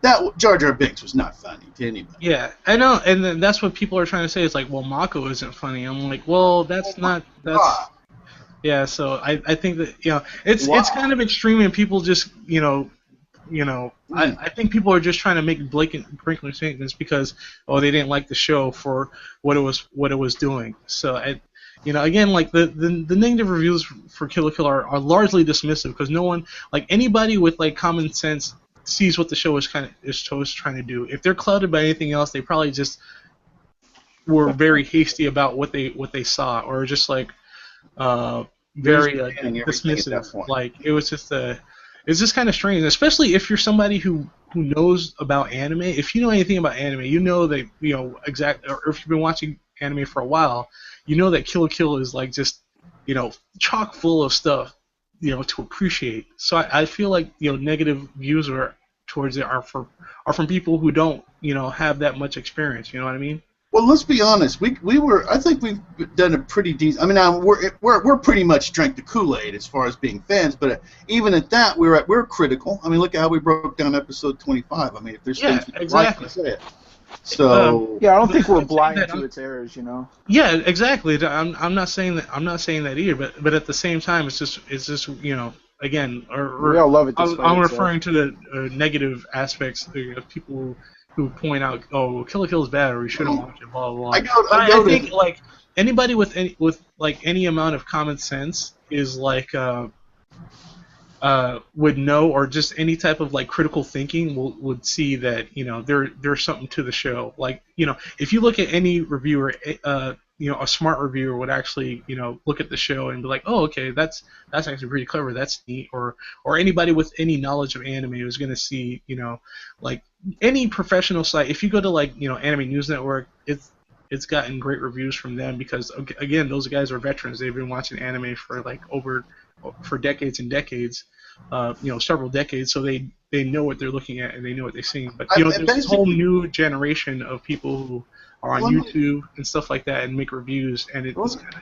Let me bring out more of what you said, Elijah, because you kind of inferred that basically they didn't like the series, okay? So they didn't like that they weren't getting Gurren Lagann 2, and they're just panning everything. They're just taking a dump over the whole series without giving it a fair shot, okay? Because Mako is comedy freaking genius, okay? For anybody that has a sense of humor. I was actually I was at a panel where they actually go over like a lot of the references that are in Kill la Kill, and like they explain like all Mako's puns and stuff like that, like the visual puns. Like I would have and it loved to was, attend that. yeah, it's by a guy Daryl Surratt. He actually writes for Otaku USA. Brilliant guy. I actually look up to that dude. Like, and I talk to him whenever I get the chance. And you know, and he went through in detail to for one of her Hallelujah scenes, and it's just brilliant, like what they do visually with the comedy along with the puns that she has going on in each one of those scenes. So it's actually really funny, and like that actually kind of is what, because Japanese humor is super reliant on puns, and she's like one of the more favorite characters in Japan. Like I think she was they did the ranking, and like it's Ryoko, Mako, then Satsuki, which is like so. That's crazy. As far as I like, don't disagree with it, but that's just wow. Yeah, it's weird. It's like it's weird, but at the same time, like it's just again addressing negative reviews. Like I've talked to like several people who've like done negative reviews of Kill la Kill, and it just seems like they've come off super hasty. A lot of it has to do with just going against the grain of like, oh, a lot of people are really excited for this. I gotta like tear it down and make sure they know it's not the greatest thing ever. It's kind of like that kind of mentality that you get right away, especially the people that jumped off right away on it. They're all they're bandwagon. Yeah, people, exactly. It's a hate. Bandwagon haters. It's like exactly. So, anybody who's taken time to actually take a look at the series and look what it's doing. Like a lot of the reviews, the negative ones are the ones that came out right away after the show came out. And so, like, none of them are really actually analytically, like, valid. It's just, like, spewing hate and being like, oh, Kill la Kill isn't this and Kill la Kill isn't that. Well, like, okay, well, what is it? All right, you could say that instead of, asking, like, all these great questions about it. So, I don't know. I mean, well, those what negative... worked? Well, Yeah. like Kill la Kill, they said, you know what? We're going to go all the way. Like, massive blood spurts, tears, flooding a river. I mean, they just said, yeah. I mean, I because they just went when we said, oh, it's over the top. That's what it embraced itself, Embrace it. Embrace the over the top, and then just enjoy it. And a lot of times when there's that initial disappointment, if you go into something expecting, expecting to get something out of it and you don't, it's very difficult to overcome that. And I've known people who go into series or they go into a book or a movie, they're expecting to get something out of it, and when they don't, even when there's positive things there, even if what it did positively and it did good, if you expected something else, man, it's very difficult to overcome that. And that's one of the things that you got. Kind of what happened with Naruto. Yeah, to an extent, various times throughout the series. So, no, I mean, like, the very ending, like, pissed me off so much that, like, even the good things that happened, I'm kind of, like, vaguely recalling the good things. And I think over time, like, you'll, and other people will be able to look past that and actually, because, when something initially comes out, and I think we're still fresh out of Kill la Kill, it hasn't been too long since it came out. I think it's one of those things where, over time, people will begin to look at it more favorably. Yeah, definitely. As more time goes on, it's already. Yeah, it's one of those things you need to let marinate. Yeah. Like I definitely feel like it's a show I'm gonna share with people, like, no matter what. Anybody's like, oh, I need to watch, I need something to watch, Elijah. What do you recommend? Like right off the bat, it's like one of those. I want to say, I don't want to really use the word, but if I want to show somebody anime, I would probably show them Kill la Kill initially, because there's really nothing else that has as much of what anime has going on with it condensed into a small package that's just watchable, as watchable as Kill la Kill. All right, let me get some more Michael Gethman in here. So you said you got hooked when the from what you wrote when Roku was fighting the Elite Four. Right. Like when they kept throwing more people at her to fight, and then she got into it with Gamagori, and then she worked her way up the ladder. That's when I saw promise in the series. That's when I got hooked on it. I like that kind of storytelling. How about That's a good part. Things are starting to come back with me. The whole nudist beach thing, the nudist teacher. Yeah. Oh my God. Nudist. That one scene when love that Ryoko scene. was alone with the nudist teacher, I thought it was going to be a rape scene. Oh, with Roko? Yeah. You guys are funny. Yeah. I was getting a little uncomfortable during that scene, but that's probably the only scene that I got uncomfortable with in the whole series. Was Is when that they were, you're talking about episode 2, right? yeah. Yeah, you know what? I was uncomfortable with Sensei for a while until like it just kind of like. No, seriously, I was. I was like, man, this guy is kind of like. Is he like a womanizer? Or is he just like trying to? Is he like a pervert or something like that? But it just turns out he's just like a guy who likes to get. But then he throws his shirt off and he goes. He basically goes, "Look at my nipples." It's just weird. It's like Yeah, sparkling it nipples. doesn't like try and do like like it starts off that way, but then it just kind of peters off into like, oh, this And guy's then like, at one point, isn't Ryoko partly naked? yeah. Yeah, The I memes and thought it was everything. going to be bad from that point on. One of the scenes where the mother is there looking at his midsection. Oh yeah. They did these memes of just it was so hilarious. Yeah, I thought that was funny. Like my favorite part with yeah. Sensei is I when remember that. they're about to save Satsuki and he's like, "You guys are so excited. I'm about to take my clothes off." And then again, this is character interaction. They have no go, "Don't you dare, you pervert," And then he just starts stripping anyways, and they reveal the boat and all this other stuff. I also found it like pretty interesting. Like every time he explained the plot, he got naked. Like it was like. He always, like, no matter what, he was never fully clothed. While He'd be like slowly stripping his clothes slowly off stripping. as he's talking, Yes. and it's done in such a way where it's very subtle, and Yeah. you're not paying attention if you're reading the subtitles. Yeah, by the But he's time slowly done, getting more and more naked as the Yeah, as the show basically, goes yes. by the time he's done explaining, It's like like windswept. The clothes are being slowly windswept on. off. Yes, I love it so much. It's so great. Brilliant. But the first time it happens is really creepy. yeah, It oh, is. It is. Yeah, it is creepy, yeah. You're just like not sure where it's gonna go. I mean, I got really uncomfortable watching that. I thought, oh boy, what's going to happen here? And then nothing bad happened. Yeah, exactly. That's what I kind of like about it. It's They still, play with your it's expectations safe. a lot. Yeah. when he's on the boat, he's like, behold the, they move the steering wheel out of the way, and he's nude. Man. Yeah. And he says, behold the, I can't remember the name of the ship or whatever, but oh my God, we're like, oh boy, where's this Yeah, going? the name of the ship was the Naked Sun.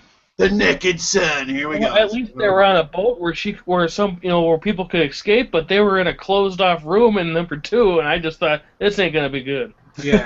Yeah, this little tiny room. I felt the same way. But again, like we're all laughing about it. I mean, like that's one of the strongest points of Kill la Kill is the humor in the show. Like it's a large amount of humor, and like the action is over the top and also fun at the same time. So, I mean, it's hard to find shows that combine those kind of things with also likable characters or just traits are like just aren't completely off-putting, i.e. like a ton of like sexualized, like super sexualized, like fan service and stuff like that. So it's just like Kill la Kill kind of has that. But not even though it's not even in a sexual way. Like by episode 3 again, like it's almost viewed as an empowerment type of. Yeah, I would say though that Kill la Kill is definitely a mature anime. Like, there's mature themes in there, and they may not be full blown nudity, but there's. It's on the weird side of mature. The weird side of mature. Well, I The mean, DTR is your butt sticking out the back end of it. well, I mean, like just like Ragyo, the scenes with Ragyo, what she does with Satsuki, and Ryoko. Oh, man, and all that those stuff, are- like those are Yeah, cringeworthy. even some adults won't watch that stuff. Yeah, exactly. But I think it's taking the show seriously is kind of just like the kind of not. It's hard to say this while like you're watching it wrong if you're trying to take the show seriously. Like Right. you could just throw all the serious stuff out of the door. Once you see the nudist beats robots, you're just like, okay, well these are just kind of battle pods and their legs and torsos are sticking out of the back. Oh yeah, this is supposed to be a funny show. I can't think of another show that balanced comedy and seriousness with in its plot and did it so well. Yeah, Neither one overpowers the other. Not with this much comedy though. I definitely compare like Kill la Kill to like films like by Edgar Wright. Like I don't know if you guys have seen like Hot Fuzz or Shaun of the Dead, where it's just like tons of action and comedy, but they're also referencing a bunch of a bunch of they also reference a bunch of older works that are related to that genre, and that's kind of what Kill la Kill does. Like Hideo Kamishi is clearly a fan of Edgar Wright because in Panty and Stocking, the work he did, or the TV series he did before Kill la Kill, there's tons of references to Edgar Wright's work. There's one episode that's a zombie episode where they literally have the same shopping market from Shaun of the Dead, and Shaun's in the shopping in the convenience store. So I mean, it's clear what his intention. It reminds me of the Pulp Fiction. Yeah, there's there's actually references to Pulp Fiction in Kill la Kill in episode 4 actually. What can I say? Like my brother-in-law went and watched the series and didn't read anything. He went and watched it all again just to see all the references in the background. Yeah. And it makes me sad because like a lot of that is lost on me because I don't have a huge background in anime and a lot of pop culture escapes me. Yeah. So it feels like I can maybe go back to the series every couple years and watch it and still get more stuff out of it. Yeah. It's got good rewatch value. I always end up watching maybe like a few episodes every couple weeks or something like that, just because I'm like, man, I really need to up. You know what I mean? I've still yet to rewatch it since it came out in its original run. I watch clips from it and stuff like that. I love watching the epilogue. That's like one of my favorite moments of the show, like the very end where they're just living it up, shopping and stuff. So. Oh yeah, and talking about the ending theme. Yeah, the epilogue. Yeah, that's great. That's a great scene. In the end, I love the show. One of the few shows to shake it up in a really long time, and it really reignited my love for anime. Like I was very cynical about anime for a really long time, and Kill la Kill just kind of washed all that away. And I'm actually watching so much more because of it now. That's good, man. That's good. The reason why they said anime is saved. Yeah, exactly. I mean, I'm not the kind of person who would be like anime is saved or shout that kind of thing out. But I would definitely say it was kind of saved for me. You know what I mean? Like it was just like I feel like if there are people who didn't enjoy Kill la Kill, like what are they enjoying right now that isn't like what's been getting on their nerves with anime to begin with, or lately. So I haven't watched enough for it to get to that point yet, like, which I'm hoping I never do because it's one of the few things in my life where I brings me so much joy, Yeah. Kill la Kill was just a huge example of that where it just made me happy. Yeah, that's the best way to describe it. Like, it made me so happy. It made me just like I'm watching so much stuff now just because of like I'm riding the good vibes from that show. Like literally, it ended. It was positive too. A lot of people like to claim like, oh, well, this show is good because it's got like a lot of sadness and suffering and stuff like that of the characters, and that's good. That's cathartic. I like the. I get off on the sadness of others, and I'm like, no, I mean, Kill la Kill ended positive. It was a positive. It was a positive experience. I want to see more of that guy's work too. Like as soon as I get off here, I'm gonna watch Little Witch Academia finally. Oh yeah, Little Witch Academia. Totally watch that. I gotta watch that, and people keep telling me to watch. What is it? I'm not gonna derail too much. That FCLC is it? Or Fully Cooley. It's got the same anything writer like it? as Kill la Kill, but it's also Okay. it's from the same studio, so it's the same people. Hideo Kamishi did work on it. He did some animation for it, so I just think you the could- aesthetic kind of looks like it. It's a bit weird. yeah. Well, do you guys want to talk about a Kami ga Kill, or here a little bit, or what? Yeah, so Kami ga Kill is the anime has now strayed from the manga because the manga is like on chapter, I think it is 54. I think it is. 53, I think. And it comes out like a month, like a month plus. Every month plus a new chapter comes out, and so the TV show like pretty much is going to be skipping 12 chapters, like with the next episode, which is probably going to be out tomorrow. And they changed around the whole arc, probably because it's way too graphic to put on anime, but also like the sales aren't doing well with DVDs in Japan, so they're probably ending it for that reason, and the original ending. Okay, NW Order. Elijah hasn't seen it yet. No, I didn't spoil nothing. No, I'm just giving you the warning before the spoiler. Yeah. Just telling you.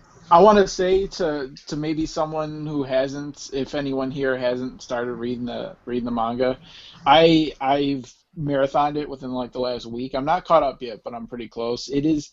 I've gotten. I can't say as much. I'll say almost because I don't think anything can top Hunter x Hunter. But I've gotten almost as much enjoyment from watching the anime as I have reading the manga in Akame ga Kill. Mhm. It is just like pure adrenaline. It's super fast paced, but not in a way that I think there have been mangas and animes I've watched that the fast like it being so fast paced has hurt it. But I feel like Akame ga Kill is one of those. It's almost like a shark. If it stops swimming, it's gonna die. It needs to keep moving, and it never gets stale.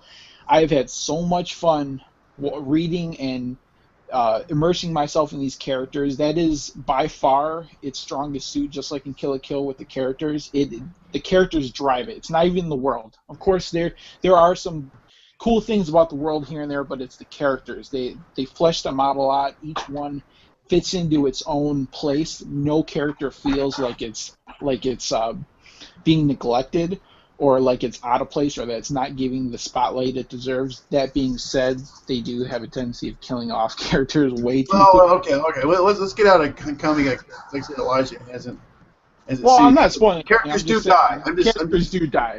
They do die. I could feel that we're gonna want to start talking about more stuff. Oh, hey, I'm keeping anyway, that time. Trust me. And I know. Just before we get there, but let's see. Michael Gethman was like, what was the funniest part in Kill la Kill? I mean, what was the funniest thing in Kill la Kill that you guys saw? Oh, are we going back to? Yeah, I guess we can go back there. Sure. That's a hard question. Yeah, because It probably has to do with the Mako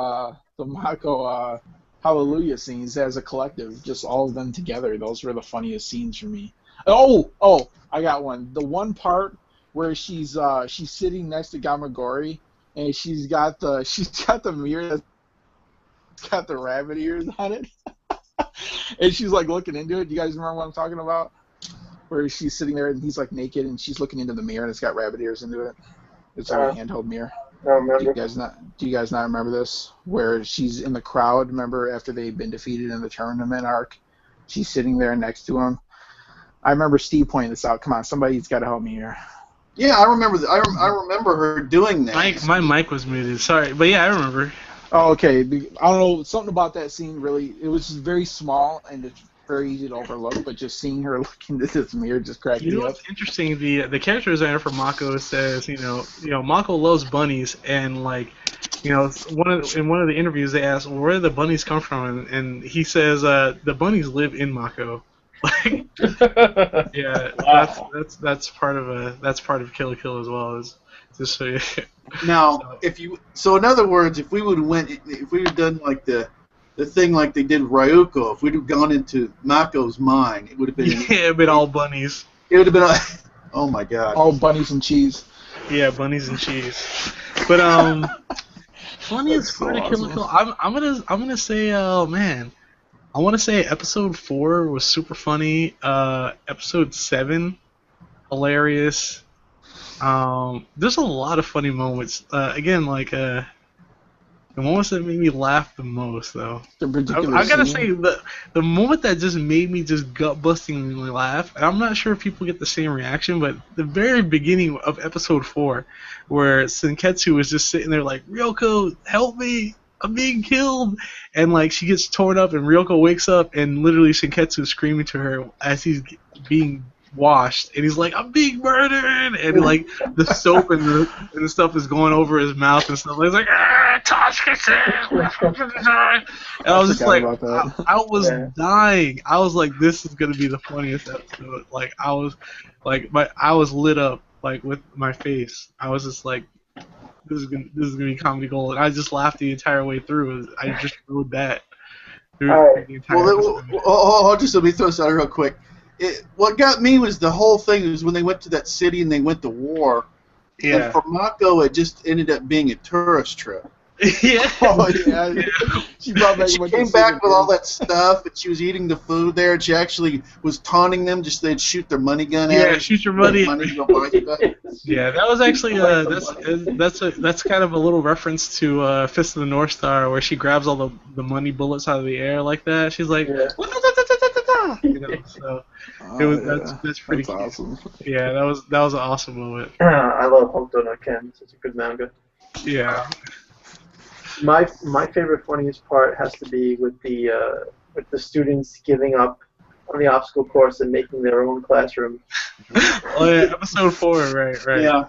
That was the funniest thing in the world. Just they were in denial. I just stopped and had to watch it again. That was the most intense. That was a type of humor though. That was the best dark humor Yeah. in the series. And Hands it wasn't like super dark either. It's just like, oh, you're not going to that school anymore. I mean, it's Well, but they're I don't still, know, like, Elijah. They're gonna get because they're gonna get kicked out of their homes oh tomorrow. yeah, that's true. In school, that's pretty dark, man. Yeah, yeah. It's in your face about that, which is kind of neat. I thought that was funny. And then I guess episode 4 clearly, like, I would say hands down funniest episode of the series. But funny moments besides outside of episode 4, I want to say, oh man, moments that just made me throw my head back and laugh. Oh dear. There's so many, you know. Yeah, it's there's a like- lot. I feel like you're almost doing a disservice to the series by naming one, you know, because there is so many. There's like a collective of them. Like literally, like I haven't like laughed and had that sense of excitement in such a long time. Like as far as like like you said, Anthony, it's a really great combination of action and comedy. Like a lot of people's like, well, all shonen have some amount of action and comedy, but not as condensed as it is in Kill la Kill. This show Like, stands out with it though. There's something about it because there are series that do balance that, but it's how Kill la Kill meshes them together. They'll literally be in the same, like, it'll be the same thing that is simultaneously funny and just like depressing, like Steve was just talking about with that one scene, or serious and very funny at the same time. Like you can look at it in two different lights, and there's a lot of other series you get a lot of that is separated. They may be in the same episode, but it's very isolated, you know. Well, help me out with this. There was something about Mako in a food truck leading people away or something. I don't remember the whole. Yeah, that's episode 18 where she's like, oh, okay, that part. You reminded me. Episode 18 had a really funny moment. It's when when they're arguing about the name of the robot, and Ryoko and Mitsurugi are just like, he's like DT Aru, and she's like Dotonbori Robo, DT Aru, and then again the scene follows up and the scene keeps going, and Mako's like, I want to go too, and she tries to climb up onto the Dotonbori Robo, and Mako's like, and Ryoko's just like, just wait there, and like she's like, okay, bye bye, So it was. She promised to give her candy if she stayed or something. Oh, sorry. If I remember right at that scene, she's like, "Hey, I'll give you a snack when we come back." Okay. I vaguely remember that, yeah. Yeah. But well, Michael Gethman, you're the one who asked that question, didn't you? Yeah. What's your funniest scene? Well, it either has to be the nudist people with their you think their clothes are gonna fall off the entire time that they're in the nude pose, or the final, I think it was the 24th episode, where they're having a party and where they get the food from is Mako's family and the mystery ingredients. Oh yeah, that the was pretty mystery funny. crow something. What were they called? Yeah. Croquets or something. Yeah, that was hilarious. Those were really good. Wait, the most disturbing moment just popped into my mind. Whenever Ryoko was beat up, and Mako's father, the doctor, it looked like he had just had intercourse with her. I don't know if it looks like Look that, up. like that extreme. He was breathing over her heavily and stuff. But Yeah. Oh, yeah, the father was a pervert too, wasn't he? yeah, he was a Yeah. pervert. Like he got Yeah. he tried to catch a glimpse whenever he had a chance. Him and the son Yeah. and the dog. Yeah. Between the father being the pervert and the mom poisoning the children, that was hilarious. Yeah. I don't know. So it was- The only thing I wanted to see that we didn't get was the mom wearing a senketsu. I wanted to see that. Where it was mentioned, and she's like, if I was 10 years younger, yeah, I'd put you on all day. Oh, and so man. if Ryoko is pregnant in the next thing, we'll know who the father is. Oh, man. Good lord. Oh, Steve going into uncharted territory. I'm trying. Seems like Going into the Sweat forbidden dripping down forest. his face. Oh, Oh, man. oh, no. dear. All right, let's see here. If we're doing like a whole retrospective thing, let's Opening 1 or opening 2? Go. What's your opening favorite? 1 or opening 2 for sure. Yes, thank you. I agree. That's all you wanted to hear. I wanted to hear it. I love opening 2 so much. I like, the endings are hard to choose though. I like them both for different reasons. Yeah, Like, same here. Yeah, the ending 2 or ending number 1 is very like super upbeat and stuff like that, and it caps off the episodes really well. But episode 2 is so sweet and adorable that it just kind of like, how do you say it? It just kind of overtakes your emotions. It's just like you're feeling one thing at one moment, and then it just messes with you by being so cute and adorable. That broke a lot of ground. Well, let me throw this in here real quick. Yeah. How about, and we already covered this before, but the way they condensed like the series recap. Oh yeah, hilarious. Oh my god, that's an awesome moment. They could, what was it, like 30 seconds or something? Oh yeah, it was less than 2 minutes. They covered like 14 or so episodes, or 16. Yeah. Yeah, and they were just going super I fast. remember that. I almost forgot about that Hilarious. too. And you like everybody was like, okay, here's the recap episode. We don't have to watch this one. And it's like, nope. You know, Kill la Kill is going at such a fast pace. What did you think? Who do you think we are? You know? Oh yeah, and that always bugged me because you got all these other shows that have the useless episode. And It's Yeah. right in the middle of Attack on Titan, right in the middle of Sword Art Online, and Yeah. everyone skips them. And that was I remember Yeah, that. Kill la now. Kill That is like, won a nope. lot of fans. Didn't it? A lot of fans said, "We love you, man. You just gave us a full, you spent what did you say, the 2 minutes, and you gave us a full episode after that. You rock. This is awesome." Yeah. And then that's there's a point in the show where they just stopped doing the previews, right? yeah, they stopped doing, I like that too. and they stopped doing the openings as well. So like for some, like when they don't have an opening, that's when you know it's, you know, they didn't do that for episode 18. You know, because that's like right after Sasuke had stabbed Ryagyu in the back and stuff like that. So for the Elite Four, the computer guy was kind of was he a failure as a character, or just not? I don't know. that I mean, I think he redeems himself definitely in episode 25 because he was basically one of the characters that just wasn't funny, you know, or wasn't as like as all the other ones. You know what I mean? His body movements were hilarious when he's typing all over himself. Yeah. I think he was you know, largely like just there. Like again, I agree with you. He's like the weakest throughout the series, but the OVA really kind of helps to bring him out a little bit, just with that one scene. Actually, I thought that was hilarious. Where he just Well, slaps him down. I guess. Well, I like the way you put it. He's definitely the weakest one. Whether Yeah. But No matter how I think he's he's fine. Oh man, can we talk about like our most favorite reveals in the series? Like one of my favorite reveals in the show is when Iori, you know, they show that he has 3 stars as well. He has a 3-star uniform, and he uses it to sew up all the different uniforms and stuff like that. Oh yeah, That was yeah. such a cool moment. It was just like, that was a very cool moment. it's like, oh, he was an Elite Four all along. You know, he had 3 stars. He's like, I can do it myself, and he flips over his collar. Oh, and it was used just for making Goku uniforms. Yeah. It was just there was no other real use for it. That was a great reveal. I've already mentioned it, but I still love the reveal with her father, with Sasuke's father, and him breaking his back and turning into Dr. Montoya, and that's by far the best reveal in my opinion. That I was love it crazy. so much. Broke his back. It was hard to watch. You see, he's like, and he just like turns into like a Igor posture kind of thing, Yeah. which is awesome. That and the revelation at the very end of 18 is classic, which we've already covered. How about you, Mike? What? What's the question? Yeah, Michael, and then NW order. Probably the coolest reveal to me is what got me into the series, and that was that they're just going to keep throwing different opponents at her, and each one's going to have a different ability, and she's going to have to adapt to the situation.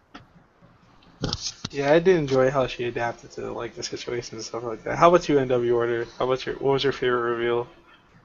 Reveal as in like something Like that I just wasn't expecting? just like a revelation or something like that, Just any like character, like you could arguably say like the Devas always had the best reveals when they showed off their new Goku uniforms. Like those are great moments. Or another great moment is like when Mako comes back with her Bancho uniform. I lost it. I was like, yes, yes, this is everything I wanted. Like she protects like the Elite Four and like just the ship. Like at the end of, I think it's at the end of episode 23, she just shows up like out of a cloud of smoke. And you just see this big fish. I'm gonna go with Satsuki and Senketsu. Oh yeah, that was a great reveal. Yeah, When she comes out from the elevator and they start playing that music. Oh, that was awesome. I really enjoyed that. That was like you knew that it could happen, but you didn't know if it would happen. Yeah. It's just like, oh my god, she's the Senketsu. Yeah. It's finally come full circle. Now Ryuko is Satsuki and Satsuki is Ryuko. Yeah. It was cool. That was a cool time as well. Like also can we talk about our favorite I guess fights or in the series? I would say do it now because I'm not doing another hangout, so you need to get it out now. Yeah, dig in, guys. What's your go ahead and talk about your favorite fights. Anthony, go ahead. Jeez. There's, it's got to be Ryoko versus how do you say it? The band hat. How do you say her name? Yeah, is that what it? Yeah, I couldn't remember her first name. Well, how do you say her name? That fight was. Yeah, exactly. That fight. It covered like 3 episodes, wasn't it? Didn't it go over like 2 or 3 episodes? It went on for quite a long time, and she had pretty much when that whole arc, Ryoko had kind of not made light work, but compared to her fight with Bandhat, it was just like so crazy. It was the only member of the Devas that really gave her a run for her money and almost beat her, until Nui showed up, and it was just like that fight. I loved it, especially with the whole her using the music. They had the different classical orchestrations. I can't remember what number she used. Maybe Elijah knows them. I think there was a Beethoven thing that she used. Yeah, she used a lot of classical music that was free market, so they got away with a lot. Like let's just throw all this music in here. We're good. I love it. That was the best fight. Man, that was one of my favorite fights because it went all aerial, and you got some really cool aerial fights or aerial scenes where she transforms. And that's another thing people are like bothered by, even though later on it's not. It's cool when Sasuke does it, but when Ryoko does it, it's not. When she transforms into the flight mode, people are just like, what? Come on.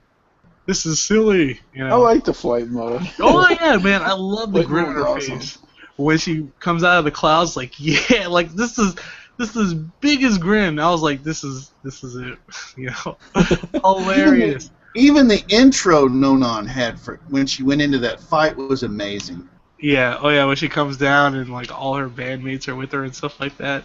I would definitely say my favorite like little bout was the mind-controlled Ryoko versus Satsuki in episode 18, and like she's all whited out and taken over by Ragyo. That scene was so awesome for me. One of my favorites. I love when they clash and Ryoko punches herself in the face. and then to get herself out of it. I love moments like that, and so that had to be like one of my favorite fights. And then yeah, I mean I like the fight between Ryoko and Mako as well in episode. Oh, honorable mention, yeah, episode 7. Yeah, that was a good fight. How about you, end of your order?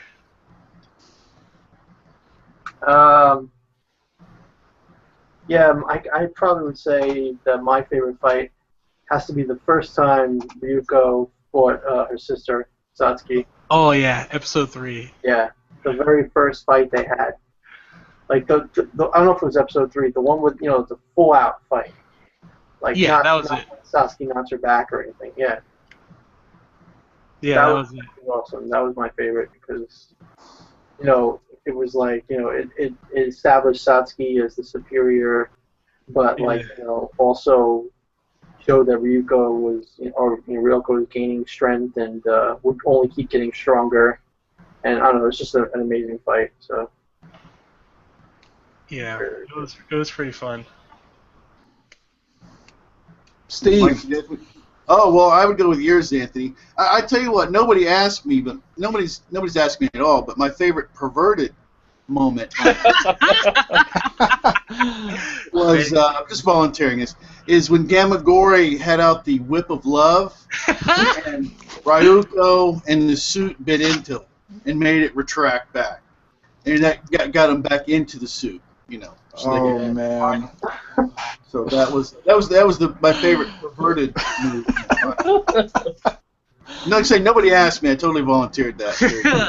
Hey, we'll listen to it, man. Thank you for your contribution. It was shocking when I saw. I said, no. I watched it. I said, no, and I had to go back and I went, oh my gosh, because I said, really? You're funny, man. The whip of love. The whip of love. Michael Guessman, did you answer that already, or? No. I would have to say it's a toss-up between Gamagori versus Ryuko and Uzu versus Ryuko. I liked how Gamagori kept progressively getting bigger during the fights, and how Uzu, he lost once, and then he had to sacrifice his eyesight to get another chance to fight her. I thought that was pretty cool.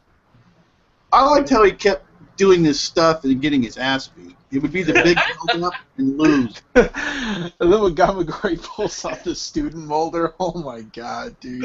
That was one of the best moments in the series. The student molder. And I remember when we were all going on about theories that, Mako was a victim of the student molder at one point because the outline looked the same and we were all into it, and it turned out to be like we were just looking way too deep into it. I was guilty of that myself, man. But hey, we all bought into it, so. But that's one of the good things about it, You all bought it, hook, line, and sinker. Yeah, I'm pretty sure I did. It made sense to me at the time, and that's one of the things that was great about the series. We could pull out all these theories that could have been, their own thing. To spoil it, so. Yeah. One of the best original animes ever. Yeah, definitely. They're very few and far between. Yeah, there hasn't been many good original shows in a really. It's like movies nowadays. There's no movie that's not either a remake or based off a book nowadays. Yeah, even Interstellar was based off a book, I believe, and that was it really? That's disappointing. Yeah, it is. I'm pretty sure it's based off a book, if I'm not mistaken. Need more original animes. Go watch Interstellar, guys. It's pretty good. I will. Yeah. Let's see. What Kill other Kill. great? I was amazed at how people bought into Satsuki's character, the whole dominatrix thing. Just man. There's like a whole little not subgroup, but there's like a whole little dedication to Satsuki that's just unreal. Like people just want to be stepped on her. Stepped by her. Remember that scene where they had the voice actresses and actors come out? Yeah, I remember that. And the Japanese, and she comes out, starts calling them pigs in clothing and all that, and the audience was just eating it up. If she would have had a whip and started beating him, they probably would have been eating it up. And if you hear It's funny her too. She's speak, like so timid and she's so shy, and then when she starts talking like Satsuki, it's just hilarious. you took She the looked words out of my mouth. embarrassed. Her voice went all, but she looked embarrassed when she was doing it, didn't she? Yeah. Because she's like, Yeah. okay, you're gonna. I mean, think about it. You're gonna go into a whole group of people and basically go off on them and start calling them garbage and stuff. And she's like, oh my gosh. So, yeah, that's pretty good. But yeah, like there's a whole thing of like people who are just like, I want to be Satsuki's one star. I want her to step on me and stuff like that. I want to be part of the. I want to be part of the explosion where she collides blades or where she crosses blades with Ryoko. Like there's that whole thing of servitude towards Satsuki as a character, and that also, I mean, again, I think we've covered this before, but you know, Feel free to use your mic if you're gonna make a bunch of noise.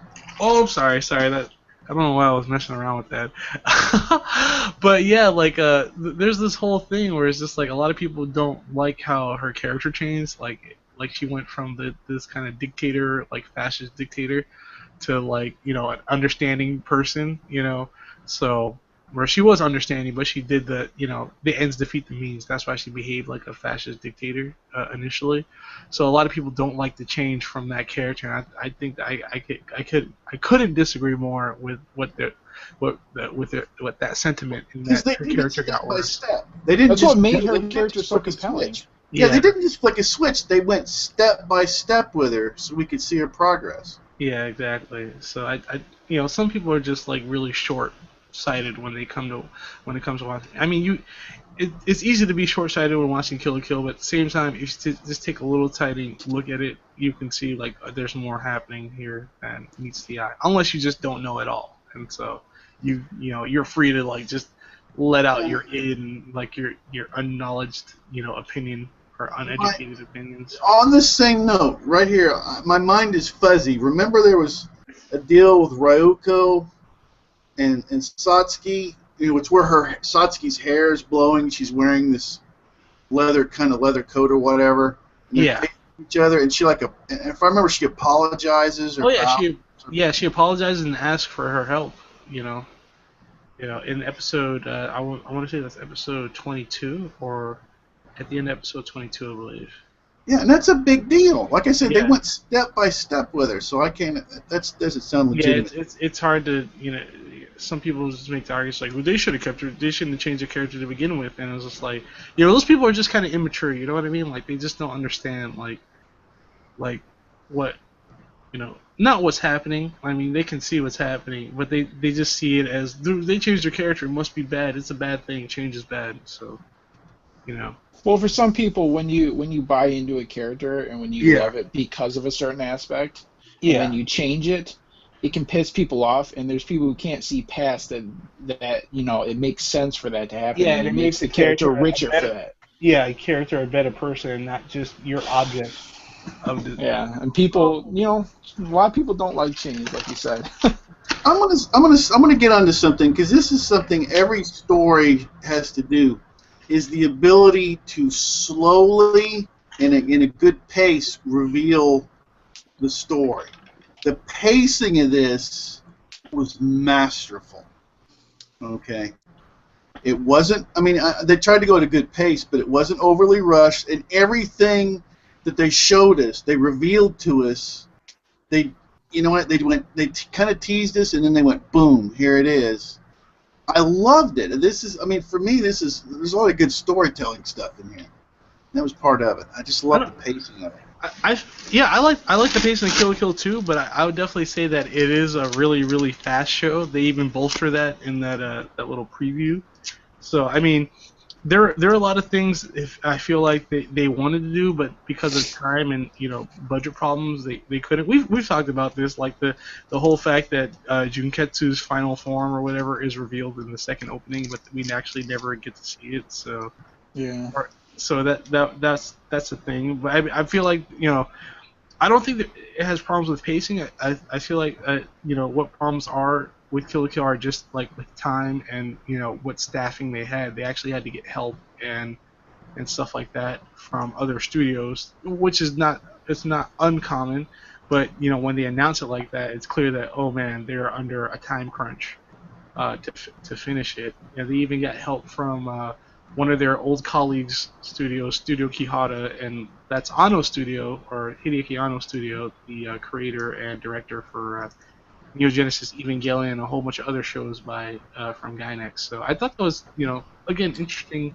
That is like, oh yeah, I mean the one thing I really enjoy about Kill la Kill is how the creators of the show and creators of anime in general just adore the show for what it's done and how it's just like it's not, it definitely just breaks out from what the current mold of anime archetypes and storytelling are, and just it's old school, but in a way that doesn't it's not just referencing an entire formula from an older series. It's just it's doing its own thing, but at the same time keeping like an old school feel to it, which I really enjoy. The entire show is like just a celebration of the medium, Yeah, exactly. That's why I love it. That's yeah. So I mean, it's great for other people to share. Again, I love sharing the show. It's really fun. We beat that horse pretty thoroughly. Yeah, It's guys. dead. It's dead. You gotta get every ounce of Kill la Kill. I think we got it. Hey, Well, that, what do you guys think about Ryoko's last fight against Regio? Like, what do we think about it? Yeah, what do you think about how Ryoko magically found an opening and stabbed her? Hold on, you're cutting out. I can't understand what you're saying. Ryoko and Regio's fight?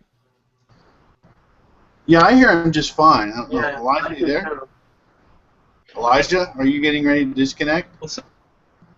Yeah. I can't hear any of you guys. Hold on. Yeah, you're starting to sound auto-tuned, Elijah, so I think you're ready to difficulties. But anyway, so do you guys feel that we've pretty much got almost everything out of Kill la Kill? I mean, they talk about everything there is really to talk about. So. That fight, what Michael Gavin said though, that fight was one of the weaker fights in the series. I thought. I'm not gonna argue with that. So it was one of those things where you had to have a fight there because there's no other way to end it. But and it's one of those things where it doesn't really need to be good. It's just it's the result of it that matters. Yeah, I just felt that the outcome of that was a cop out. Oh, where Ragyo kills herself? No. That she said that she was defeated and everything, but that Ryoko was actually able to cut her because of some weird explanation that she's not human nor a cloth or something. Yeah, that whole rhetoric they go with towards the end of the series didn't really mesh well with me either. To be honest. So that doesn't take away from the enjoyment of the series whatsoever, though. That doesn't be like, oh yeah, the whole show is bad because they said this thing at the end. I'm like, okay, no, that's not true at all. It was one of those things with I feel like you, especially Steve, it's like the journey was a lot better than the destination, Oh, it was wonderful, and then like I say, it was well, like you said, Elijah, it was a great thing to get people back into anime. Yeah. Right, or into anime, and as far as the hangout, it was perfect. I mean, it was perfect to get everybody fired up and going because we were all it was amazing. And speaking of that, if you guys are game for it, I'm looking at next Saturday having a Kami ga Kill hangout. Oh yeah, I'm all over that, man. Okay. I'm all over it. If I can, is it on Crunchyroll? Yeah. Yes. So does that mean you caught up, Steve? Yeah, I'm caught up. Nice. It's pretty with good. The anime? Yeah, with the anime. It's pretty good. I mean, look, you can tell when somebody's into something because they get caught up. If you like it, you get caught up. Have you gone into the manga yet? No, I haven't got into the manga. Highly recommend it because, like NW Order said, it is straying from the manga content. That's not to say it's bad. Okay, I'm not going to the imagination. Okay, well, I just want to say this. I want to give you guys no spoiler here. I'm just going to say that I think the parts let me put it this way. There are, thinking about a story, there are some characters in here, at least two of them, if I was going to make an anime, I would steal them. Okay, because they're that good. Okay, I but think I know one of them. yeah, I know a lot of the characters and stuff. I like a lot of the characters and everything, but as a whole, I'm not, the series as a whole, I'm not that. It's worth watching, but to me, it's not an A rank. I think a lot of you guys are like, it's a top rank. To me, it's below. It's not average, better than that. But individually, there are parts that are just stellar. I understand what you're saying. Yeah, It's as a one of those whole- things where like individual parts of it are a lot better than the I'd whole. have to catch up, but Yeah. I'd definitely be willing to do that to discuss it with you guys. It's a very good series to discuss. Like, I mean, I don't want to get all artsy fartsy, but there's a lot of philosophical discussions to be had in it. And me and NW Order were talking a little bit about it last week. There's a lot of things you can break down just about greater issues in the world and stuff like that. So like morality and ethics and stuff like Let me that. see- Oh, let me see- it's wait, just wait, full wait of a minute. Let me see if this gets to the core of it. The bad, you know how I've always said I like complex characters? The bad characters aren't all bad, and the good characters aren't all good. But mainly it's the bad characters have, you know what I mean? There are bad characters that you actually can connect. Yeah. I love that. I love that in writing because, like I say, I love complex characters. They do some real interesting things there. So let's get out of this before we start spoiling accidentally. Yeah. Yeah, We so got- that's something to look forward to. It was great talking with Kill about you guys. I've had a great time with all the hangouts and stuff. I think that was one of the best general Kill la Kill discussions we've had, even more so than the episode 24 hangout. We've had time to marinate on it. Yeah, Yeah, it's we sitting have. us for a while, you know. Quite It's, a lot of time, yeah. And once again, I want to say you guys are awesome as far as being able to break that. We've made so much progress too. You guys are awesome to be able to break things down and have discussions. Yeah, I really without wish going, Jam without Spice flaming. could have been here though. Yeah, that would have been complete because we could have relived some of the moments because she just saw it, a month ago. Yeah. Her and Hawkeye. Hawkeye. Yeah, she could be here I too. thought yeah. We might have gotten 8 hours out of it. Would have been Yeah, we probably definitely would have. It was Definitely still would good have. though. Like I said, I just want to make sure you guys are awesome. See, Elijah, you're doing podcasts now. Is that what you said? Oh, Like, I did a little thing. I might be doing something a little later too. Well, I did one recently. I talked about some of the sequels for the fall. I mainly talked about Chaika and Gundam Build Fighters and stuff. I'll post a link for it later for you guys. Okay. Now, are you uploading these things to iTunes? I mean, what are you doing? Oh no, it's just on YouTube actually. So you're doing Hangouts, or you're doing a No, podcast and uploading it? It's like on Skype and stuff like that. Okay. If you don't mind me, what kind of software are you using? Because I'm looking at doing podcasts on Skype, and I'm looking for a software with the sound qualities. You know what? I'm not making them myself. Some guy invited me to talk about some of the shows from the fall, and I just said okay, and then he just recorded us and a couple other people. Well, how does it sound? You haven't heard it? I heard it, but I mean it's not like I don't know. It's just part Sound of quality okay? Okay. A bunch of people So talking. there's this one and Right. but I was actually kind of nervous. I don't know why. Really? Yeah. They I seem have a pretty hard okay time too. believing that. Or should we just take it as a compliment that you feel that comfortable with us? No, yeah, I'm super comfortable with you guys. You know, it's easy. I mean, these guys are kind of like they're big sticks in the mud. You know, they don't like anything. You know what I mean? Like they're kind of like Sticks in the mud. I love Well, it. it's coming from their title, social elitist. They're just a big group of cynics, huh? Sometimes. Oh, Elijah, and your honesty. Woo! Well, He they says, only he have says that podcast again. Elijah Lawson. No comment. Hey, wait for them to hear this on stream. I'll be sure to share it. Yeah. I don't think there's too much of it doing. We got 0 viewers now. We did have 1, so you might have had to sweat it out. It might have been that one there, but we blocked that viewer. So, these hangouts, most of them, to be honest, really a lot of people could have got a lot out of them because we covered a lot of territory. We did a really good job, and we had a lot of different points of view. It took a little while. Like I say, we're going to go ahead and close this out shortly, but it took a little while to get everybody. If you notice, it took a little while to get everybody comfortable having different opinions. That was one of the things that just drove me crazy with the Kill la Kill hangouts because Really? it took a while. Yeah, it took people just naturally don't want to go against the group, right? Yeah. Yeah. And so I had to keep going in, and I'm like, no, please do. And, Okay. Tell us why you disagree. Yeah. Yeah, go ahead. It's interesting, right? We don't have to, because we don't want to. It's not like a cult here. Where we all Yeah, have. can I just? You're a great mediator, Steve. Can I just say, like, I don't know, like, I just gravitate to your seniority by Definitely agree. by instinct. Yeah. So Well- I appreciate you being, the adult.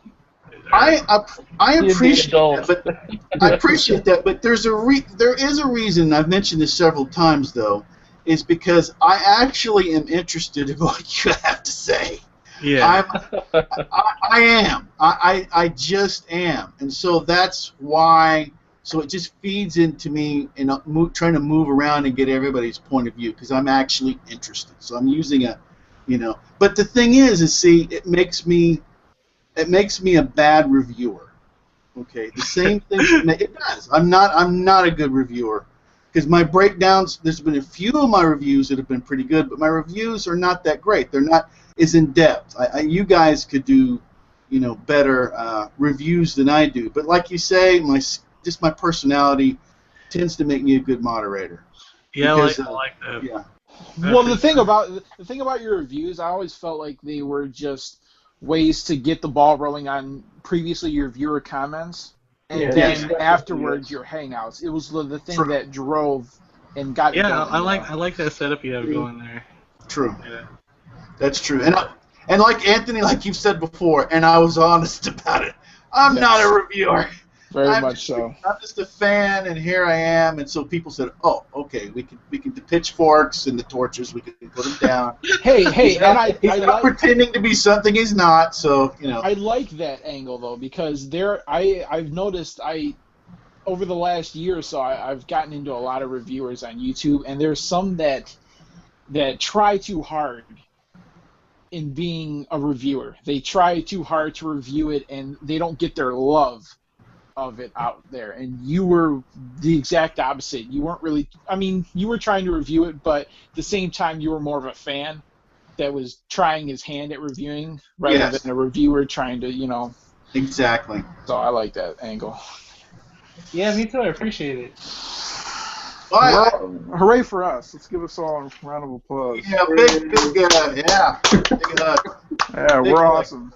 All right. Well, I'm gonna go ahead and close it down, and we can chat a little bit. You 'cause I gotta, think you gotta do it. You gotta end it the way. No, I'm not gonna do it. I'm gonna He's officially retired now, No. Elijah. No. Elijah, you were gone for so long, Elijah. You Was are it? the prodigal son that returned not that long ago, and you're making demands too. He's gone for months. He's gone for months, and he comes back and he's like, "No, I want it the old way.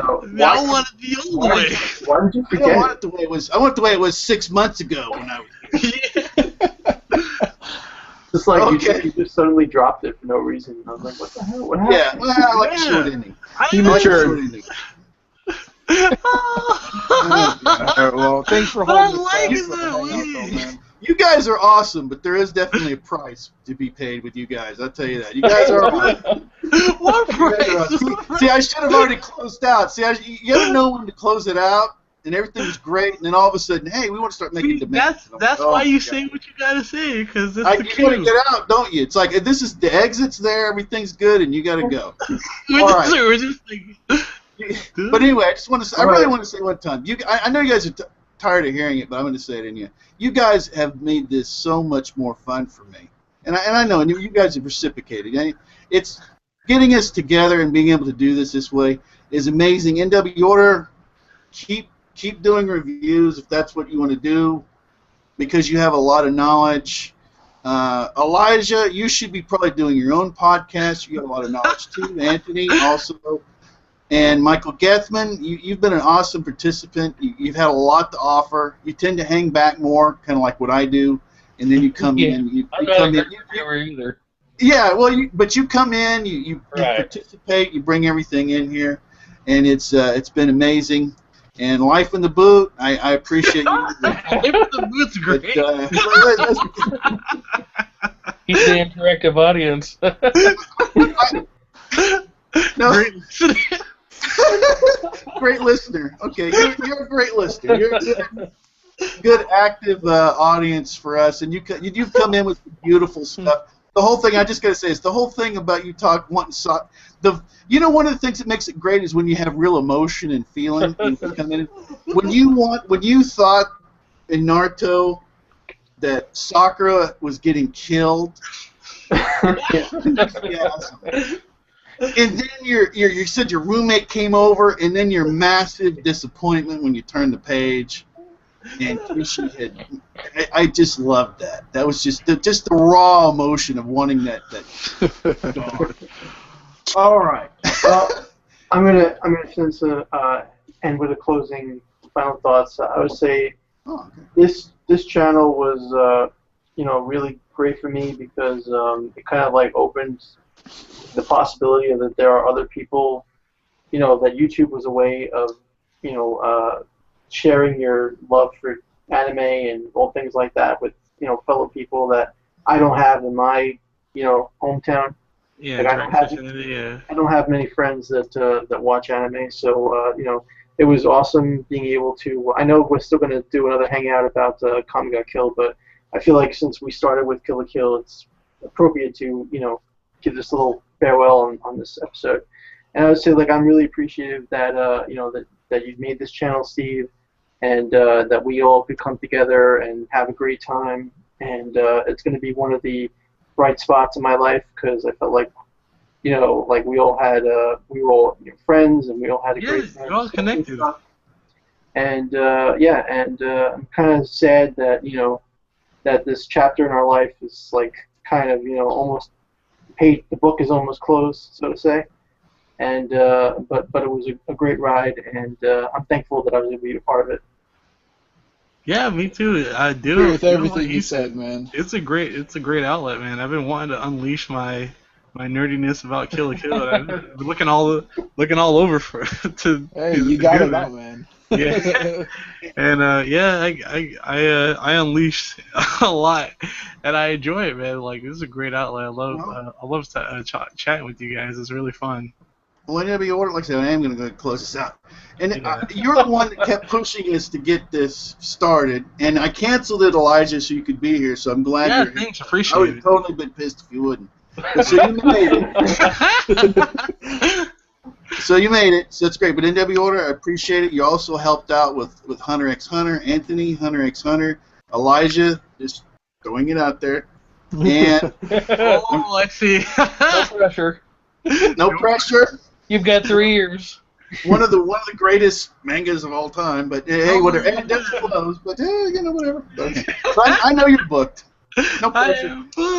All right, and definitely, and yeah, okay. So I'm gonna go. That was beautiful, NWR. I'm gonna go ahead and close it out. So you guys are awesome. We've had a lot of. This is what happens when you get rid of the trolls, right? Yeah. This is beautiful right here, and you guys are awesome. Till next time, take care.